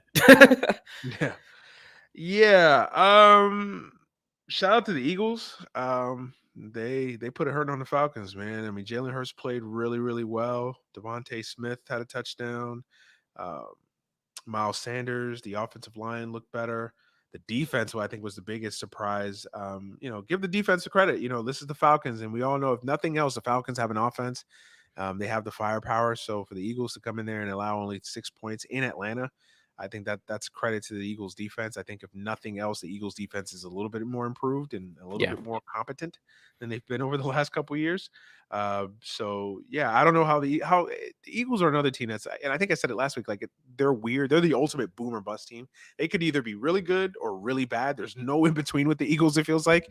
For this week, they're good. I don't know how much carryover that is. I don't even know what their schedule looks like, but I thought the Eagles showed some signs of life. I don't know how much of a carryover this will be from week to week, but for this 1 week, I thought the things you needed to see if you're an Eagles fan, you saw Jalen Hurts play well, protect the football, not turn it over. You saw Devontae Smith contribute.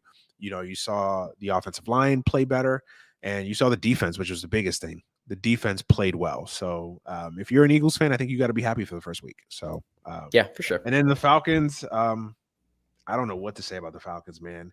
They got dominated on the line. Kind of similar to the Titans in a way. You're never going to be as bad as you are. I don't think they're going to be as bad as they were today. But 6 points at home to a team like the Eagles. That's just unacceptable. I know Arthur Smith is coaching his first game. Not a good look for him, especially being an offensive guru, quote unquote. So we shall see. They still have the weapons. So if nothing else, the offense will play better. The issue is the defense, man, and that's been the issue from the beginning. It feels like that's been the issue with Atlanta for like a decade plus. Basically, the Matt Ryan era has been the defense. Yeah. Can the defense sustain itself? Can the defense make plays? Can the defense play adequately? And so far, I think the answer is no. So. No, and then when the line can't protect Matt Ryan to do anything or give him time to throw the football, this is what you get, basically. I will say this: you can't blame Big Dan anymore. He's not there anymore to blame. So, we shall see. But not a good performance from the Falcons in week 1. An interesting game that I was glued on to at least the first half of the day was Steelers Bills 23-16, a stirring comeback by the Steelers, who looked inept for like 3.5 quarters and then showed a hell of a life and reared back. I think they scored like 10 or 13 straight points in the second half there, and they came away with a 23-16 victory against the Bills. Some of my themes on this game: the Steelers defense is legit. They have they pound for pound, if healthy, they probably have the best defense in the NFL. At least they're in the discussion. Them, Tampa, some other teams, the Colts, obviously, they probably have the best defense in the NFL. I mean, that defense is sick. I mean, and it's sick on all 3 levels. The defensive line is strong. It's physical. The linebacking core, the secondary. I think the Steelers defense is legit. Ben didn't play great, or at least didn't start the game great. But, at this point in his career, you don't need Ben to win you football games. You just need Ben to manage games for you. And when the time comes, use his veteran savvy to maybe steal you a game. But, he kept them in the football game. and he let the defense keep them in the game and make plays, and then when he absolutely needed to make touchdown throws, he did that. And the Steelers offense is better than what they showed today. I think they will be. I think they finally have a running game. Najee Harris is a stud. Statistically he didn't have a great game, but Yeah. but there was a run that you could just see the flashes there. Right. I think the Steelers are a threat for the Super Bowl, man. I know a lot of people were down on the Steelers last year after they got off to the 11-0 start. They kind of, came crashing down to earth. Obviously, they had that embarrassment in the playoff game. But, the thing that people don't mention is the Steelers had a lot of injuries last year to close the year. So, listen, if they stay healthy, their defense stays healthy, sky's the limit for the Steelers, man. I love their running game. I love their defense. They have the two elements to win a championship. And then you still have Big Ben back there who, he's not what he was, but, he could still win you a game. So I was impressed with the Steelers. And the Bills, to me, same question marks. I just don't love their offense. Yeah, we were talking about this on the preview. Like we kind of I wouldn't say we predicted this, but we kind of saw this coming a little bit. Maybe not right away, but it's the same thing we talked about the Chiefs, right? The Chiefs looks like they're playing basketball, like a fluid game of pickup. Well, the Bills try to do the same thing, but sometimes it's like pulling teeth. It's like pulling teeth. Yeah. Listen, I don't love the Bills offense, and their defense to me is a little hot and cold. Their defense is weird sometimes. It's like, I think their defense is fine. Yeah. It's good. It's good enough. Okay. It's good enough. Yeah. I don't. Even then, I don't know if their defense is a championship level defense. I have question marks about it, but yeah, to me, this was more about the Steelers than it is the Bills. Look, if you're a Bills fan, I think you're annoyed. I think this is a game you obviously feel like you should have won, but this was more about the Steelers to me. Yeah, I think it's about both, to be honest with you. I do think it's more about the Steelers. I think a lot of people stopped taking the Steelers seriously after what happened to them at the end of last year. So I do think you're right in that sense, where people should be taking them seriously and maybe they should be considered for a Super Bowl contender. But I also do think that people have to kind of relax on the Bills a little bit. Just like everyone, like not everybody, but a lot of teams, a lot of people have these guys running away with the AFC East, and rightfully so. And a lot of, people had them in the AFC Championship game against the Kansas City Chiefs. And to me, they're not at that level yet. They're just not. I think the AFC is the Chiefs and everybody else. And, everybody else might be a little bit behind, but there's no one on the levels of the Chiefs. And I think it's not the Chiefs, then the Bills. It's the Chiefs, and then it's like the Bills and a few other teams. I think the Steelers just show that they're on the same level as the Bills. And I think you could put the Browns on there as well. The Bills aren't distinguishedly better than anyone in the AFC, like a lot of people think they are. And that offense does need some type of work because it looks like a bad pickup game, especially when it's not working. Yeah, they don't have a great running game. That's kind of the issue with them too. They don't have a really great running game, and I think they put a lot of pressure on Josh Allen. I know that everybody loves Josh Allen, but I still think at this stage in his career, you still want him to have a little bit of an offense of a running game alongside with him, so it's not too much of that pressure to have them make those throws and make those off-kilter plays. So I think that's kind of the biggest issue with them. But again, I think the Steelers are really, really good. I think they're back to their tradition of being a physical, stout defense and a good running game. Again, Ben would worry me just because can he make it through a full 17-game season? That'd be a concern for me. But if they can keep him upright, I still think you can win with Ben. I still think he's a Hall of Famer. So if you can't win with Ben Roethlisberger, you can't win with anybody. So I was really impressed by the Steelers. That's a game, down 13-0 early. In West New York, by the way, on the road to come back the way that they did. That was really impressive, for the Steelers. That showed me something. So, I think it's going to be a dogfight all year between the Steelers, the Bills, Browns, Titans for who's that second team in the AFC. Yeah, for sure. Very interesting.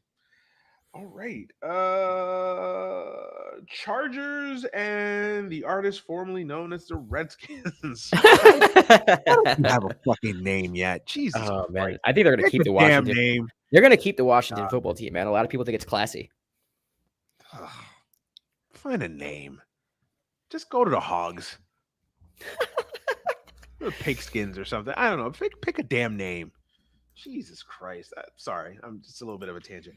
Chargers 20, Washington 16. Any thoughts on this game? Yeah, I think this is a game, the past 2 or 3 years the Chargers would have lost, if I'm being honest with you. I think they showed a lot this year. Well, this game at least. Justin Herbert, I thought played good enough. I mean, he was okay. He was okay. He wasn't bad, but he made the plays when he had to make them, especially closing the game out there in the final drive. And to me, they kind of showed me something because when adversity hits this team in the past, especially the past 2 years, and maybe it was Anthony Lynn, I don't know what it was, but they seem to fold it under pressure. They blew a lot of big leads in the past few years, and Washington's a tough place to play. And even though Fitzpatrick did go down, I thought they were playing okay. Antonio Gibson had a very costly fumble for not just the Washington football team, but all of my fantasy football teams.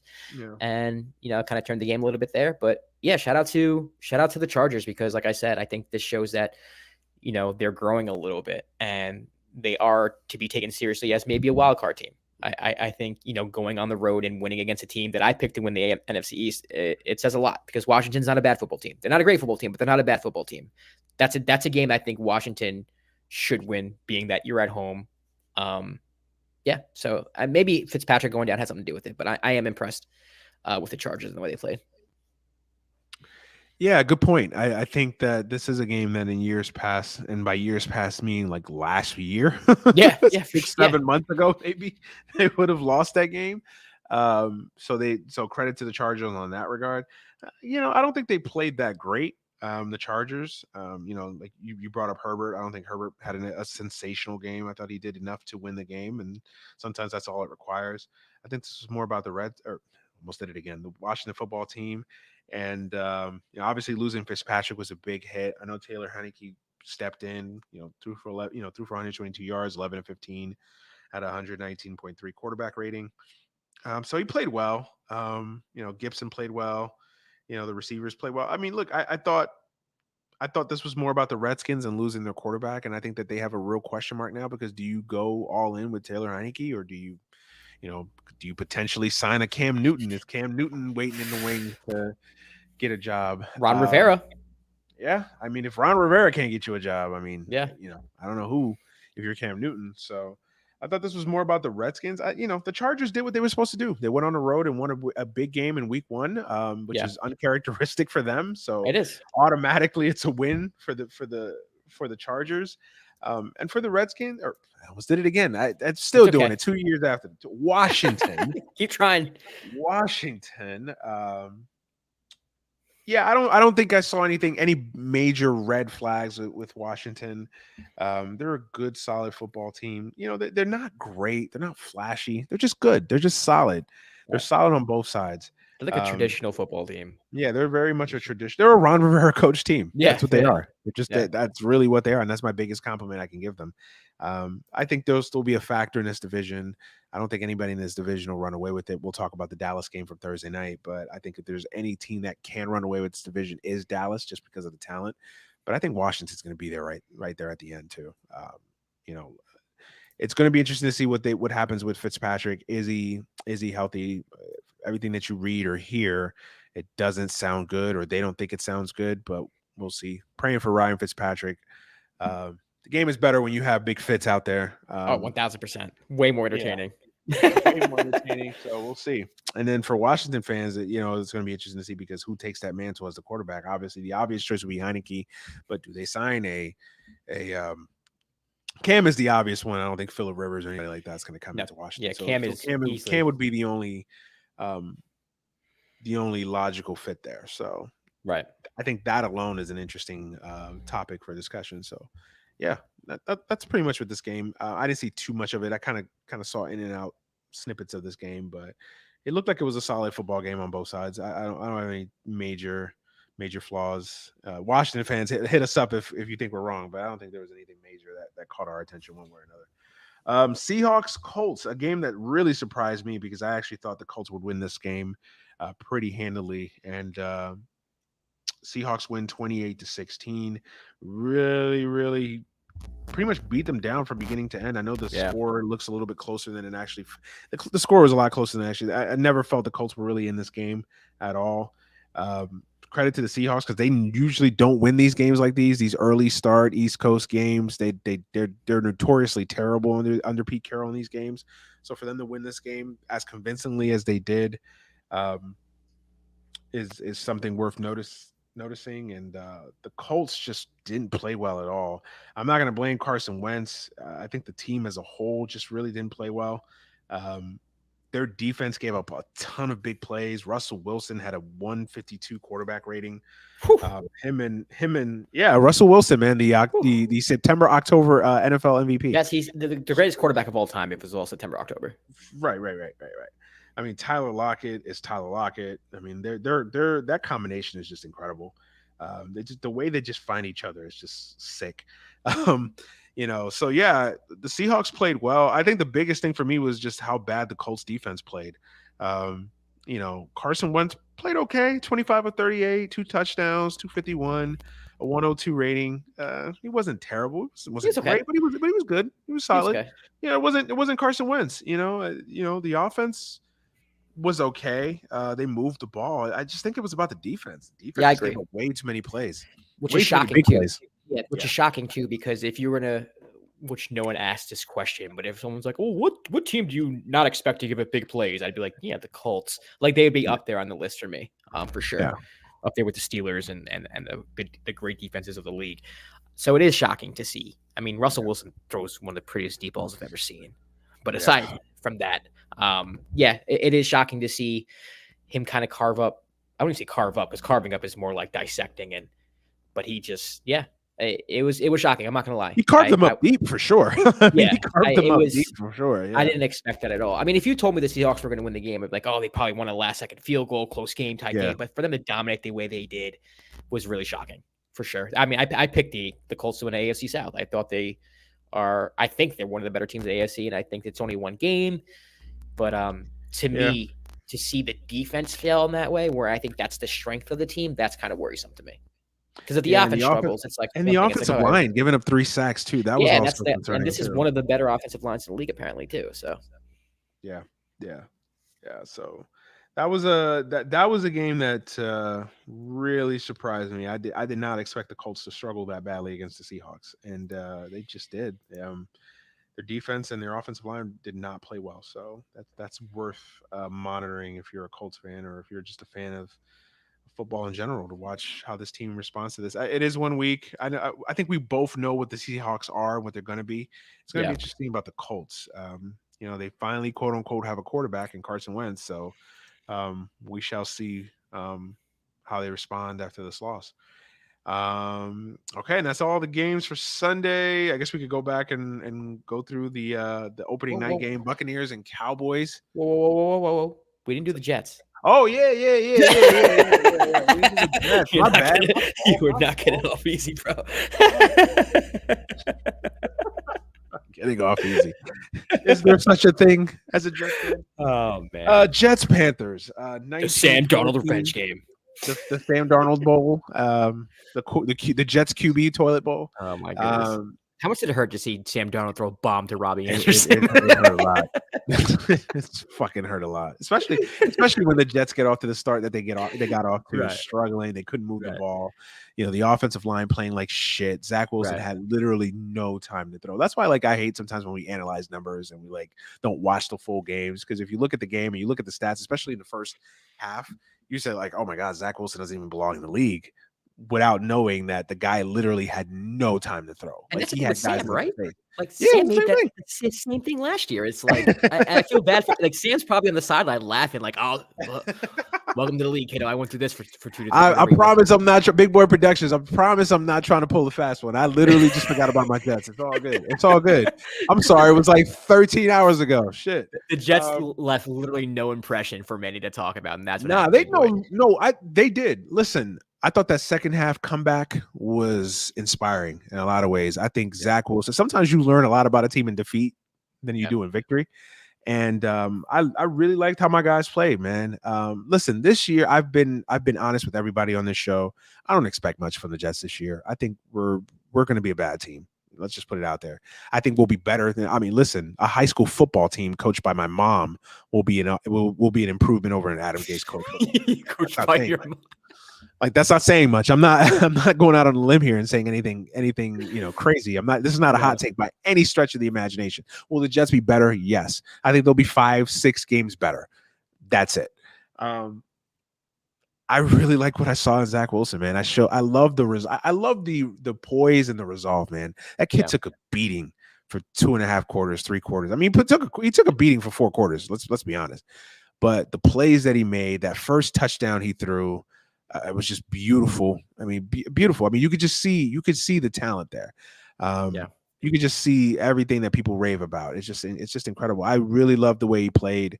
A lot of young QBs would have folded under that pressure, and he just responded. He kept going out there. He kept trying to make plays. And so that really showed me something. The way the team responded to him showed me something. I think they really believe in him. I think they believe that that's their guy. So that showed me something. Not everything is perfect. I don't understand the Denzel Mims situation. I cannot for the life of me understand it. Same. I don't know who he Same. pissed off. I don't know if he's got naked pictures of Robin Saleh's daughters or something. I don't fucking know. I'm joking here, guys. Thank you. But no, like I don't know who he pissed off or what. Like, yo, I don't get it. Like Denzel Mims, every time you get this kid the ball, he makes plays. And they just for some like Jeff Smith and Braxton Berrios got more burn than Denzel. I'm so sick of Braxton Berrios. I'm so sick of seeing Braxton Berrios on my television. Watch the Jets. I feel like the Jets have been trying to make Braxton Berrios a thing for like 3 years. Yeah. Oh my God.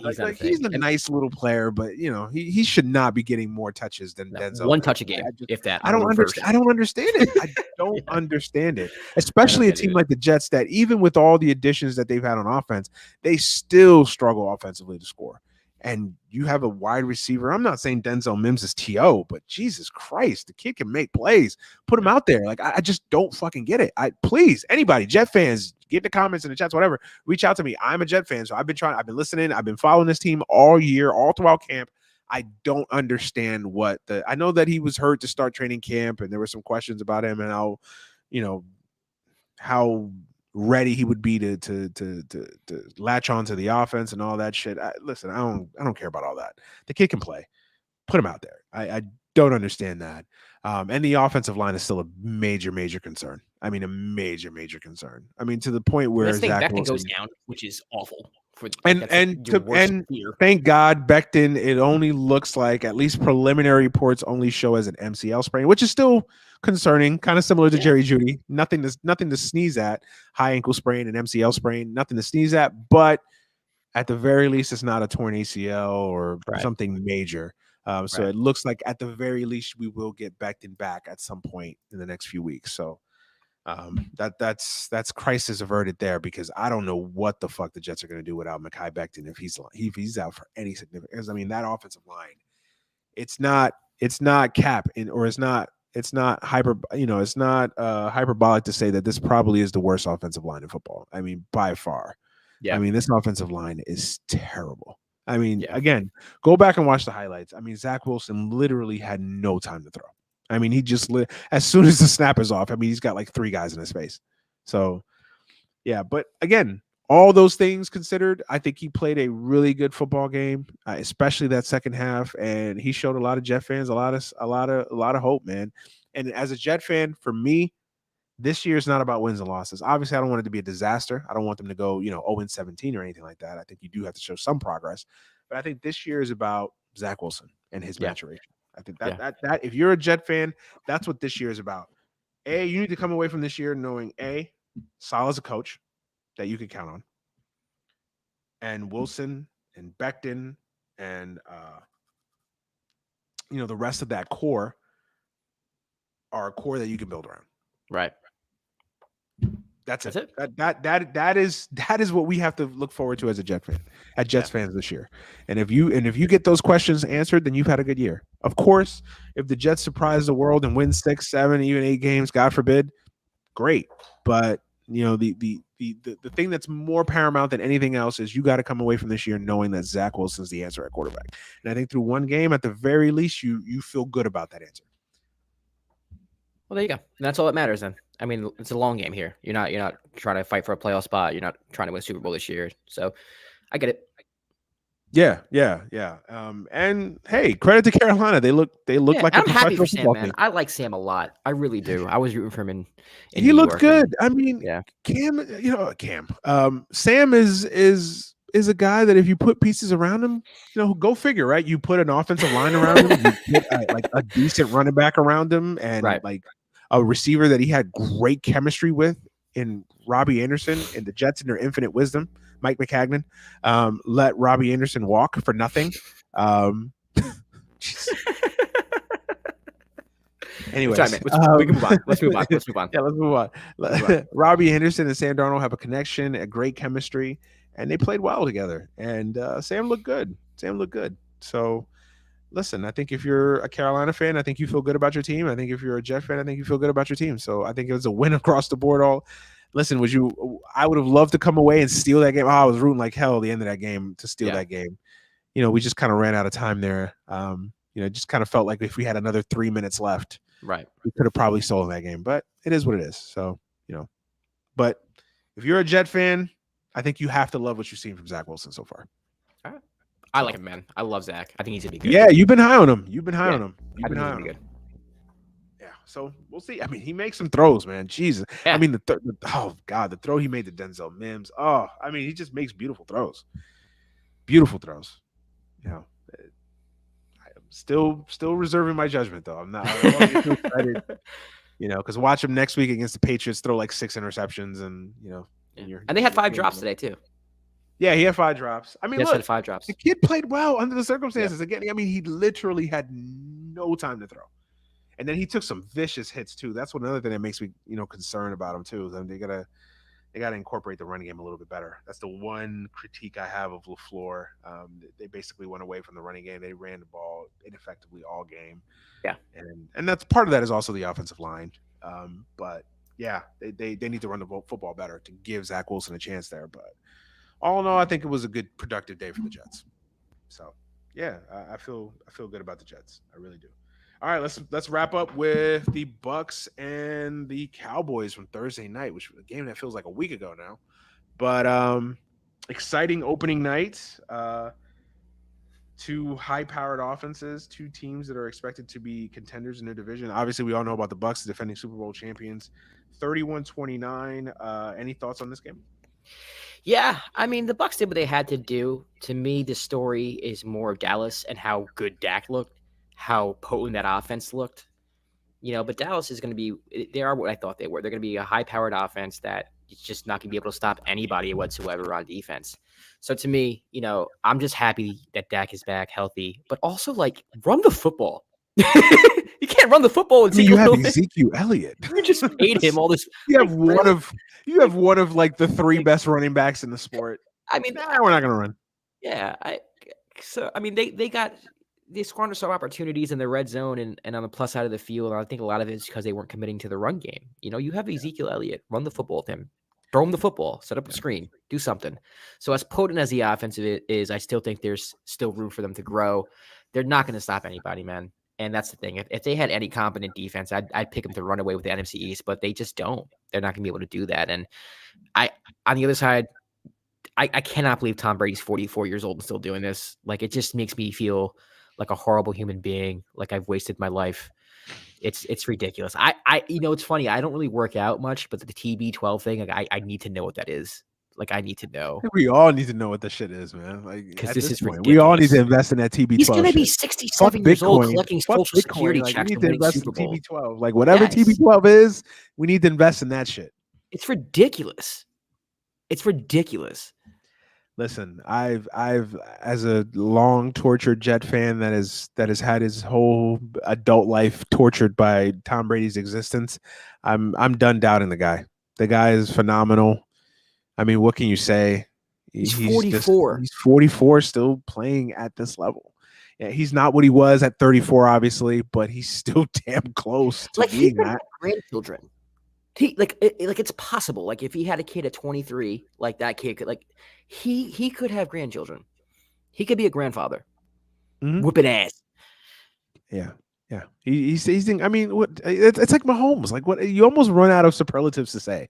It's just like there's just nothing else to say about this guy, man. I mean, it's just it literally. I have no feelings for him anymore. I don't even know. You're emotionally distant.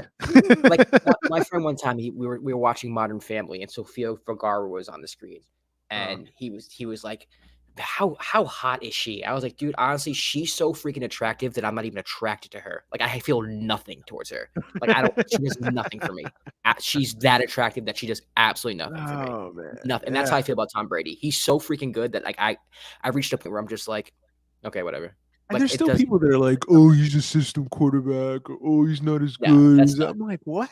No, The that's not. man's got 7 championships. Like he's got more Super Bowls than some NFL teams, Yeah, mine included." Like, stop. Like yeah, it's over. Like I hate the guy. I can't stand him. You can't stand him. But listen, it is what it is. You can't. I mean, it's like you're fighting a losing battle at this point. You know what I mean? Like, yes, give it up. Listen, he's incredible. I don't know what else is there to say. He's just an incredible quarterback. I mean, it's just it goes without saying. Whatever. And the Bucks just look like they're just they haven't skipped a beat, man. I mean, they look like they return all their starters. Is what they look like. Um, yeah, I mean, even their defense. I don't think their defense played that great last they week did it. on They did it. But Thursday. Dallas, And I think you get a pass. I think you get a pass. yeah, Dallas is one of the best offensive teams in the sport, and the defense. Their defense is weird because I don't think their defense plays as good as it should sometimes, but they just find a way to make plays when they need to, and that's a credit to a good defense too. Is like they figure out a way to when it's crunch time, when it's winning time, they figure out a way to make big plays. So credit to that defense. Look, the Bucks, if they stay healthy. And barring any unforeseen circumstances, they're going to be right there at the end. I think that's what you saw Thursday night. Yeah. And listen, I'm a little higher on the Cowboys than you are. Obviously, from the preview last week, and even this, I didn't see any. Like I thought the defense was a little bit better. I mean, listen, I didn't come away thinking the Cowboys are. They could have won that game. I mean, if they win that game, you could make the argument they should have won that game. I mean, listen, I was impressed, and listen, that was the best I've ever seen Dak Prescott play. Like he matched Brady throw for throw. I thought he played great, and that's a good sign. He didn't look like he was favoring any, the shoulder or the ankle or anything like that. He looked healthy. That obviously I know they lost. I know Cowboys fans would have wanted to win that game, but I think you won by knowing that hey, your quarterback is healthy and he's playing at an elite level. And listen, I think Dallas, their offense, we all know about their offense. There's nothing to say about their offense. If their offense by happenstance will score 30 points. It's their defense. And I thought their defense played well. I mean, their defense played well enough. Yeah. I think their defense played well enough. And I can't get too down on the defense for considering the fact that on the other side of the football was Tom Brady, Rob Gronkowski, Chris Godwin, Mike Evans, Antonio Brown. That's the other thing too. It's like how many? I literally forgot Antonio Brown was on the fucking Bucks, bro. Yeah. Like I literally forgot. Like that's ridiculous. Shit, AB's on this team too. Like I mean, maybe I should give them a little bit of slack. When they play Washington Football Club, they'll probably hold to under 20. Yeah, listen, I still think the Cowboys are the cream of the crop in that division. I just don't see anybody. If they stay healthy, I just don't see anybody competing with them. Again, the Cowboys' biggest enemy is their worst is themselves. Is their worst. And that's been that way for like 15, 20 years now, right? Which is hilarious. Listen, I think the Cowboys, if they play up to their potential, I think the Cowboys are easily going to win that division. I haven't seen anything today that would tell. I mean, the Redskins will be in the discussion. Maybe if Fitz was healthy, man, the Eagles, but I just don't see. I just don't see anybody. And the Giants, no, they're messed. So, yeah, I think it's the Cowboys' division to lose. So I don't think any. The biggest thing for that game, aside from Dak and the way he played and how he looked health wise, I don't think you saw anything that you were surprised about. The Bucks are good. They're a Super Bowl contender, and the Cowboys are the Cowboys. They're a good offensive team with a questionable defense, and the quarterback played phenomenal. I don't think you learned anything new from either team. And that's the biggest thing from Thursday. That's fair. If you're a fan of both teams, you kind of walk away from that game like, okay, right. Yeah. And then the Monday night game, Ravens-Raiders. Break down that game. What do you feel about that game? I'm not sure how to feel about this game. I mean, the Ravens, I don't know what happened at practice. I don't know what turf they're practicing on, but everyone's injured. So I'm just kind of interested to see how they come out. The Raiders, to me, you never know what you're going to get with them. They're a very unpredictable team. Their defense can be carved up very easily. So even though, the Ravens are missing a few players, I still expect Lamar to have a good day. I think the offense is not going to have a problem really putting points on the board. I just kind of wonder how that defense is going to stop like someone like Brian Edwards, to me, who I think is going to have a good season, and Darren Waller, two big targets for Derek Carr. So I'm actually expecting a high scoring game with the Ravens winning. Yeah, I'm kind of like you, man. I just never know what to expect with the Raiders, man. Yeah. They're just an enigma.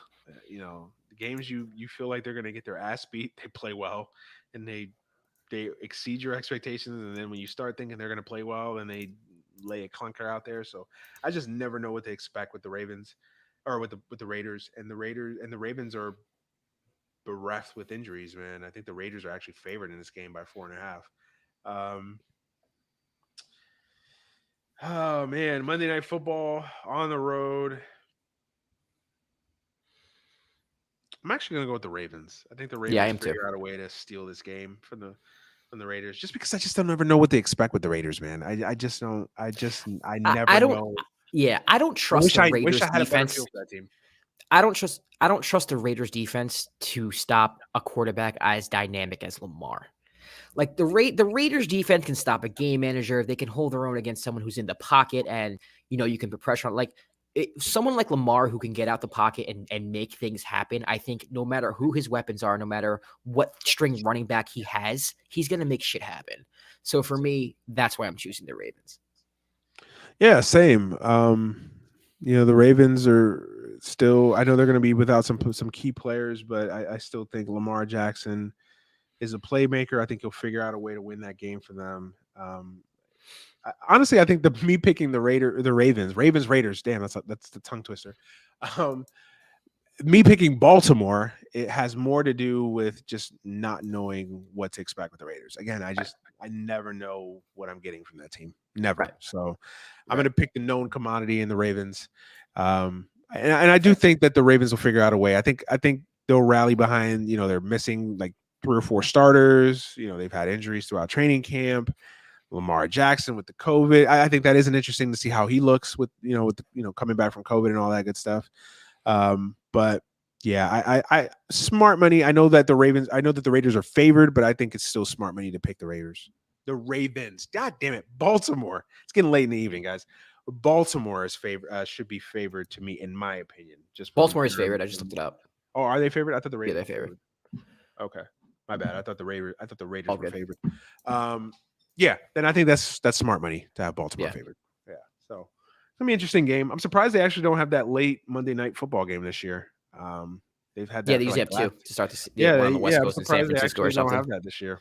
Yeah, that was actually interesting. But the ratings in that were probably terrible, man. Yeah, they were terrible. Yeah. It's always awkward. Plus, I do think you're footballed out by Monday at 10 o'clock. Yeah, I'm not gonna lie, man. Like even Sunday night football games, it's hard for me to get up for. Sometimes I took a break, bro. Like I watched. Now, obviously, I had a rooting interest because the Mets and Yankees were playing, so that diverted my attention away from that. And plus, the Bears put America to sleep. So that it was easy to make that transition. But yeah, man, sometimes after like this today I was good, but like by week 8, I'm footballed out, man. Same. I mean, I'm just like, I need a break, so same. I mean, I know people that are like, oh, fuck it, give me some more football. No, and honestly, I watch college football too, so I'm like, I literally from like Thursday night, college football, NFL, all the way to the weekend, I'm like, I'm footballed out some weekends, man. Yeah, I got it. I'll watch cricket just to break the monotony. Some shit. Oh my god, yeah. I'll watch cricket or some shit. But so that is week 1. First of 1 week down, 18 weeks. So what, 17 weeks to go? Yep. 16 more games to go. So yeah. So football is back, everybody. Before we go, I'd be remiss to not have a few thoughts on 9/11, 20-year anniversary. An event in our country's history that affected everyone, either directly, indirectly. I think it's one of those moments, if you were alive back then, that it's going to be like one of those moments, like, where were you when 9/11 happened? Just like folks, where were you when Kennedy got assassinated? Where were you when MLK got assassinated? Where were you when the moon landing happened? Like, it's one of those historical moments that people of a generation will always talk about. So 9/11 Yeah. is one of those things for us. I know for me, I was sitting in ninth grade algebra. Me too. Miss Jen Gova's class. That's hilarious. Me too. Ninth grade Yeah, algebra. Miss ninth Hanson's grade class, taking a math algebra. quiz. She got Yeah. a when the first plane hit, I remember one of the somebody from the office came, knocked on the door, gave her a paper. She read it out loud that one of the planes hit the World Trade Center, and at first I was just kind of like, just like, what? Like the World Trade Right. Center? Like you're thinking it's like an accident. Nothing would even make you even think Right. that it's like a terrorist attack. And then I remember like, and this was like the start of freshman math. So like, 30 minutes later, we go to second period or whatever. And, they roll out the TV on the car, the old school TV on the cart, roll out, they put on CNN or Fox 5 or whatever. And then and literally as they turn on the TV, the second plane hits. And just the whole classroom full of students are just like, you're just silent. Did you understand it? I don't even think I I understood. It's weird. Like I understood, like, yeah, this is not normal. Yeah. But I don't even think it like really hit me. Because I'm like, what? I'm 14 at the time. 14. Yeah. I was 14. 14 at the Yeah. time. So like, you're still you're not like a kid, you're not a baby, but you're still young in the world. And so it's like it's just like no concept of like, yo, this is happening. And it was just a weird feeling that whole day, because it's like, you didn't even want to like make jokes or laugh or do anything, because it just felt like a weird day to. And then of course, kids in my high school that had family members that worked at the towers and stuff like Same. that. So yeah, it was just really, from what I remember, it was just really a weird, uncomfortable day. And I was going to high school in Jersey at the time, because my mom wanted to put me in a better school and keep me out of trouble and all that stuff. So I was actually across the river, and I could see the smoke coming from the towers, or coming from downtown Manhattan. And you're Jersey City? Yeah, I was in Jersey City. Yeah. Oh, so you're right there. Yeah, you were literally right there. Yeah. So after that day, we didn't have school the rest of the week. So what I would do is I would stay during the week with my aunt that lived in Jersey, and then I would go on the weekends back home to Brooklyn. So I remember my mom was just like, "Don't come here, blah blah blah," because I would leave Friday night after school. I would just pack an overnight, pack a weekend bag, and then just take the bus and go back home. And how things were. It was like, "Don't come in the city," like, oh my god, like there might be another attack. Yeah. I remember like staying in Jersey for that weekend, and then we didn't have school the rest of the week. We were out like 9/11 happened. 9/11 was a Tuesday, so we had class the rest of that day, and then we were out of school for the rest of that week. So we didn't have class Wednesday, Thursday, Friday, and we didn't come back to that next Monday.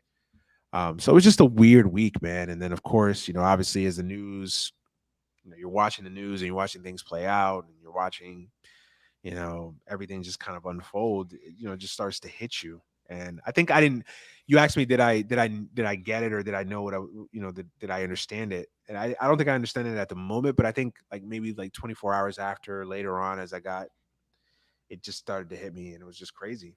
It was just crazy. And it's just crazy how like the world was pre 9/11, and then how it just flipped after 9/11. It's just like the whole world is just different after that. And your whole concept of the world in general is after that. So yeah. Shout out to all the amazing people, rescue workers, firefighters, police officers, first responders, everybody that played a part that day. It's still a sad day. Still a sad day. Still a day that I still think about. I mean, I tell you the moment that I think about the most. The first time I rode into downtown Manhattan, and so I took the sometimes ferry? sometimes I took the ferry, or sometimes my uncle would drop me off like on a Sunday if I didn't, I was too tired, or I had homework or whatever, or I was chilling with a chick or whatever, and I didn't feel like going home. And we would always take the route. We take the Manhattan Bridge, Okay. and you'd see the towers right there. It's like Yeah. you almost get used to, it's like second age. You're like, oh, it's like the towers Yeah. are right there. And like the first time we went into New York, I think it was like 2 weeks after, and like the towers are just gone. It's just smoke. It's trippy. Shit is just like for anybody that does, like, the towers are just like it's like it's an institution, right? You just, if you grew up in New York, you knew like the towers were just there. You always just saw the towers, right? And like the first time you just didn't see them, it was just mind boggling. Yeah. So that was the moment that still forever sticks out to me. Is just driving by on the Manhattan Bridge, not seeing those towers there. It's just crazy to me. But yeah. What about you, man? What's your memories about 9/11? Mine was wild. I tell people this. I don't know if they believe me when I say this, but this is like really freaking true. I was in the Twin Towers the night before. Really? Yeah. My mom went to this thing called the Landmark Forum. You can look it up. It's like a therapy thing. It's like a self-help type thing. And they had classes in the Landmark Forum, and they had him in the World Trade Center. So whenever she go down, we go down there. She so happened to have one the night of September 10th. So I was there. I remember I was listening to Linkin Park. I had the CD I was listening to that day. I remember everything. I went to Burger King with my sister. Like I remember everything. So the night before, I was actually in one of the towers, which is kind of trippy. My dad works on the corner of the West Side Highway and Barclay Street, and there's only one building separating the Twin Towers from my dad's building. So when I first heard about it, I was in math class. My math teacher got pulled out the room, got really quiet when she came back in. Whatever. We were taking a quiz, so like you don't really think much of it. But you could tell she was kind of shaken, and she was young. Miss Han, she was like 24, like she was a young teacher. And then maybe like 30 minutes later, the principal comes on the loudspeaker, and he explained what happened. He's like, there's some rumors going around about so-and-so, but this is what happened. Playing at the World Trade Center, buildings collapsed, whatever. And I remember thinking, like, I didn't compute it. Like, I was just like, okay. Like, I knew it was bad, but I didn't, like, really compute it. So go on with my day. Next class, my mom comes to school to pick me up. So I get picked up from school, and I knew why. Because of what's going on. I just kind of figured that was a thing, like everyone's, but I also knew my dad worked by the Twin Towers. So that's when it started hitting me like, oh shit, like my dad could have like been around there. And I just remember like that whole day, my mom being very quiet. Like anytime I asked her a question, she would just kind of be very soft and quiet. And she's like, Josh, I don't know. Like, I don't know. And I'm like, well, when was the last time your dad? She's like, I know he took the bus at this time. Usually, depending on traffic, he gets to the building at this time.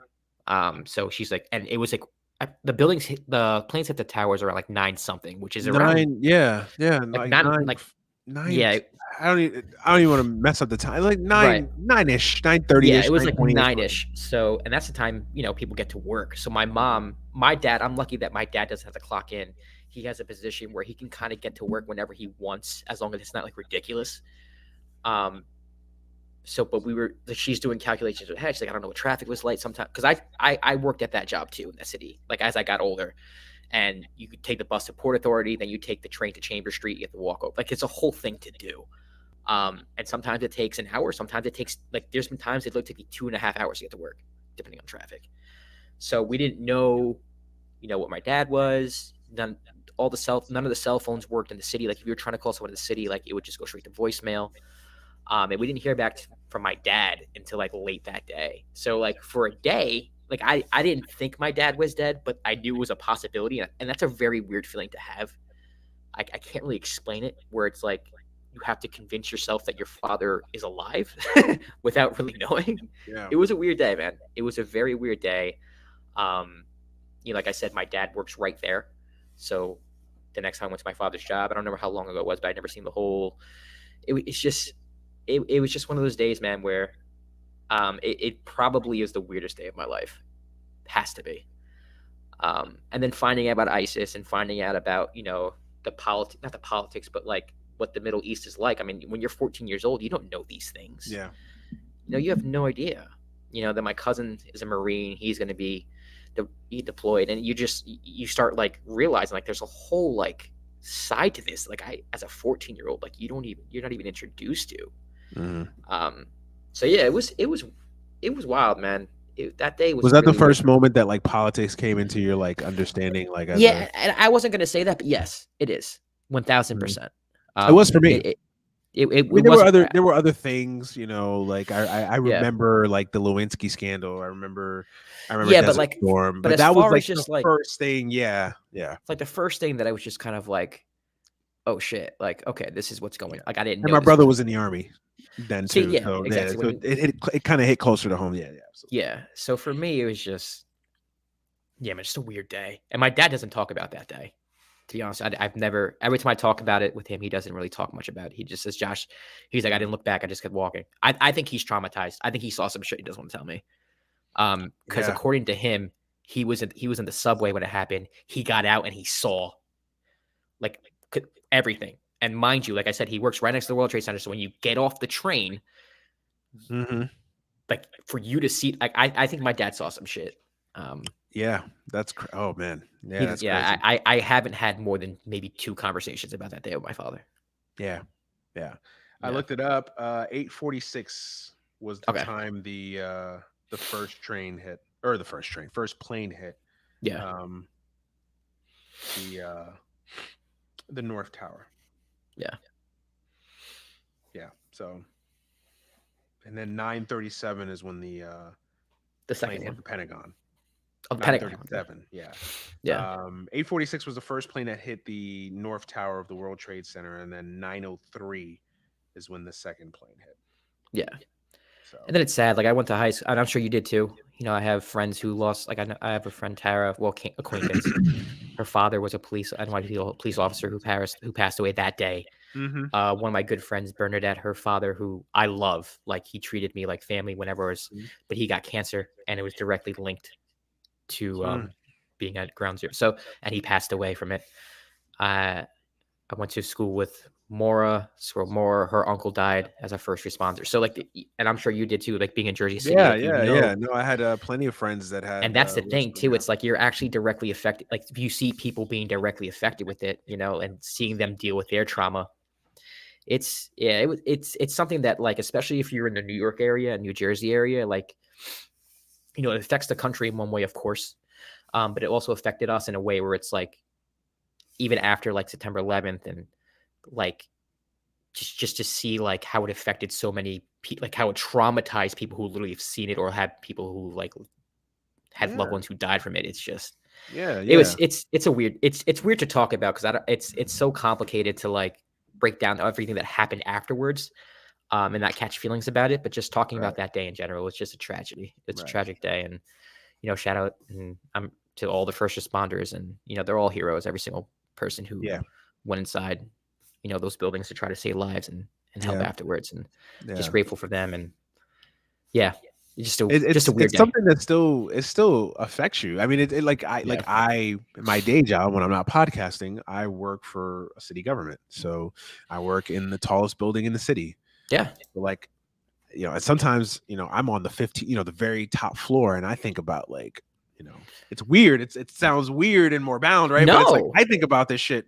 Like, what if a plane hit this building? No, Like, every time I live downtown LA, every time I see a plane yeah, near me, yeah, yeah. I think about I that. do too, man. I think Yeah, about it. It's just crazy. Like, I'm in this tall ass building. What if some shit went down? Like, yeah, what would I do? What would my react? Like, all these things, and all that is because I lived through 9/11. And I don't want to right. make this about me. Obviously, I'm, you know, No, but you do think about that. And then of course, like, there's the facet of obviously looking at the attacks and not just what happened in the towers, but obviously what happened at the Pentagon, Flight right, 93. Because sometimes I think we always leave those other attacks out. We always just focus right, on the ones in New York, but obviously it was multiple attacks. But everything that happened around the September 11th attacks, but then like the aftermath and all the political implications, the wars, and the Patriot Act and all the other stuff. I mean, it's almost like it's a separate, yeah. That's we're what I meant. focused Like on that's we're something just else that yeah, like we're just like something when else. I mean, but we're still feeling the effect. I mean, but when I yeah, said that September 11th changed us and changed the world, I mean, we're still dealing with the after effects of it. I mean, we're right, just right, still to this very day, we're still dealing with the effects of what September 11th brought to us, or the aftermath of what September 11th brought to us. You know what I mean? Like, right. we just ended a war in Afghanistan that was, in a lot of ways directly linked to, at least falsely anyway, directly linked to Right. 9/11. right? And the Patriot Act is still something that we're still debating about. Right. Government overreach, the deep state, all the stuff that's in the news now, it has direct correlation to that Tuesday morning in September 20 years Right. ago. So it's just crazy how that's impacted, basically our entire lives, since then. So yeah, like you said, man, it's weird because if you remember it and you live through it, and again, it's different when you live in Montana. I mean, of course, you remember it affected you. Obviously, it affected all of Right. us as Americans. But like you said, you being in New York, me being a New Yorker but living in Jersey at the time, like it affected all of us, man. And we all knew people. Like I That's the thing. had Yeah. teachers that had husbands and family members that were at the towers, and not just people working at the towers, but people in the surrounding areas that Right. were either perished or lost or what. I mean, just It's yeah, great. And I'm sure it's I have crazy. some like trauma that I don't know about from that day, as far as like my dad and things like that. But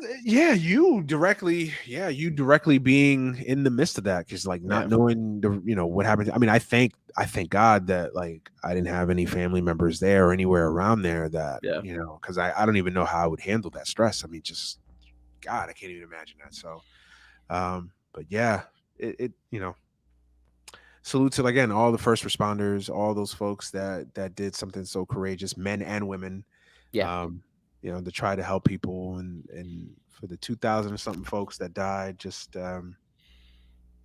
my thoughts and prayers to their families, and it's not easy. And again, there's still victims that are still trying to get some closure on it. Still, I mean, it's still something that's affected people to this day. I know 20 Yeah. years, it's been 20 years or whatever, but it's still something that people still deal with, and it's affect people in so many ways. And like I said, it's something that we're as a society, as a country, and as in the world, because it affected the world in a lot of ways too. Yeah. We're still dealing with it. And I think the biggest thing for us is like, I think America lost a little bit of its invincibility with 9/11, because we always looked at terrorist attacks and we always thought of like, oh, that's something that happens, overseas, Yeah. We're always in on offense. Europe or whatever. Right. But, it happened to us now.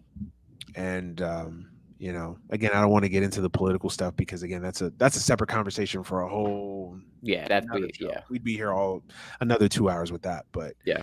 yeah, it's just crazy to think about 9/11 and just kind of 20 years later, how how much the world has changed because of it. So yeah, I again shout out to all the first responders. If you have family members that were first responders that were in 9/11, you know, credit and shout out to you guys. You guys are again heroes, and I don't want to, I don't throw that term around loosely, especially in Right. today.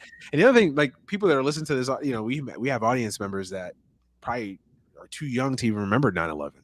We have some kiddos out there. There are This was 20-year-olds that before weren't social born. media. This was Crazy. before social media too. That's the Yeah. other thing too. This is, it wasn't Twitter or Facebook or anything like that. So, the spread of information. So you really didn't know what was going on, so if you lost a family member and, this was like still the infancy of like people having cell phones too. Right. Like, Yeah. all Like of us my all having cell phones, right? yeah. Like my dad couldn't tweet. I'm okay. Or Yeah. He couldn't even send you a text like, yo, right. I'm good. Don't worry about it. Yeah. Emoji. No, like this is a whole different world. So, Yeah.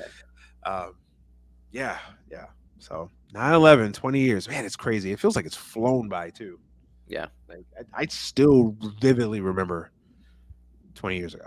It like to the T, Yep. I can tell you exactly what I was doing, how I felt that whole day, just coming home and like, I didn't. And I remember like in my room, my aunt's room, I didn't even have cable, so like I had the 4 or 5 stations, and like every station, literally news. Everything. Yeah. Forever. Yeah. So you couldn't even watch anything to distract yourself from was again no social media. There was no YouTube. There was no phones. So this was you were watching that shit. Unless you had cable or something, but you were watching it all day every day. So yeah, it was a crazy experience. So and thoughts and prayers to all the folks that lost a loved one in 9/11 too. Yeah, sad, really sad day, really sad day. So hate to close the show on such a downer, but it is what it is. 20 years of 9/11. So definitely never forget for sure. Yeah. Definitely. All right, man. I think with that we are done for tonight. Anything you want to tell the audience before we get out of here? Good to have football back. Good to have football back. Yes, it is. It is really good to have football back. Only thing that sucks about it is it's like that means the summer's gone and no more nice weather. At least for me, anyway. You live in Cali, so you're fortunate. But No, but I don't like the fall, man. I don't like the winter. Fall feels like a Monday. That's what it I don't feels like mind to me. fall. I don't mind. Like I wish we could just skip winter. I Just don't skip mind the fall. weather of it, but like it reminds me of going back to school and like that cycle starting over again, and it's just like a Monday. It's like oh god, I Yeah. hate this. Nah, I honestly I like fall, man. I like the leaves falling. I like it getting dark early. I like it. I don't You like that. know, Man, I'm a summer. I, I I, love I love it. I'm weird in the summertime. Like I love the summer, like in the weekends when I have shit to do. But like during the week, the summertime is boring. There's nothing on TV. Like it's only baseball. There's no real sports outside of baseball. So I mean, I'm a baseball fan, so I'm okay with it. But it's like if you're not a baseball fan, like the summertime is like, fuck, what am I doing? So I don't know. I've always liked the fall, so I'm a weird soul in that regard. So, but yeah, it's good to have football back. It's good to have college football back. You actually watched a college football game this past weekend. I did. Oregon, Ohio State. What were your thoughts? The energy in college football is insane, so I see why people like it. It's funny. I turned on the game and like whatever the score was at the end was the score that I seen from like, there was nothing that happened. Like when you texted me, like I literally started watching like 5 minutes before that. So like I turned on to see all this action. There was like no action whatsoever. But it was cool. No, I enjoyed it, man. The energy is cool. I think after going through COVID and seeing like all these sports go through their own bubbles and no fans, college football is like the ultimate fan interaction or I don't know, just venue you can have in my mind. So it was cool to see that. Yeah, for sure. So Yeah. we gotta get Josh watching some more college games. Gotta get him watching some more college games. So hopefully before season's end, we're gonna have like a full conversation and breakdown of the college football playoffs and strength of schedule. And should we take both Alabama and Georgia after Georgia lost the NFC SEC championship game? Like we're gonna have this full conversation, bro. All right, I'll be ready for it. I'll be ready for it.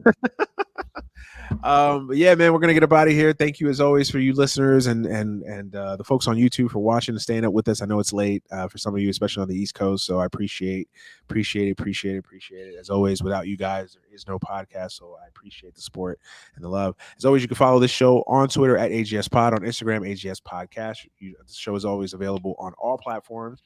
Apple, Spotify, Google, wherever you get your podcast, this show is available. And then you can follow me on Twitter at the Manuel Brown. Follow Josh Rodriguez at Josh Rodriguez at Josh_Rodriguez_. And make sure you go check out the Dime. Make sure you go check out MLBBro.com. All the stuff that we have going on outside of here. And we'll be back next week with another episode of Any Given Sunday. For Josh Rodriguez, I am Manny Brown. This has been Any Given Sunday, episode 86. We are out of here. Peace.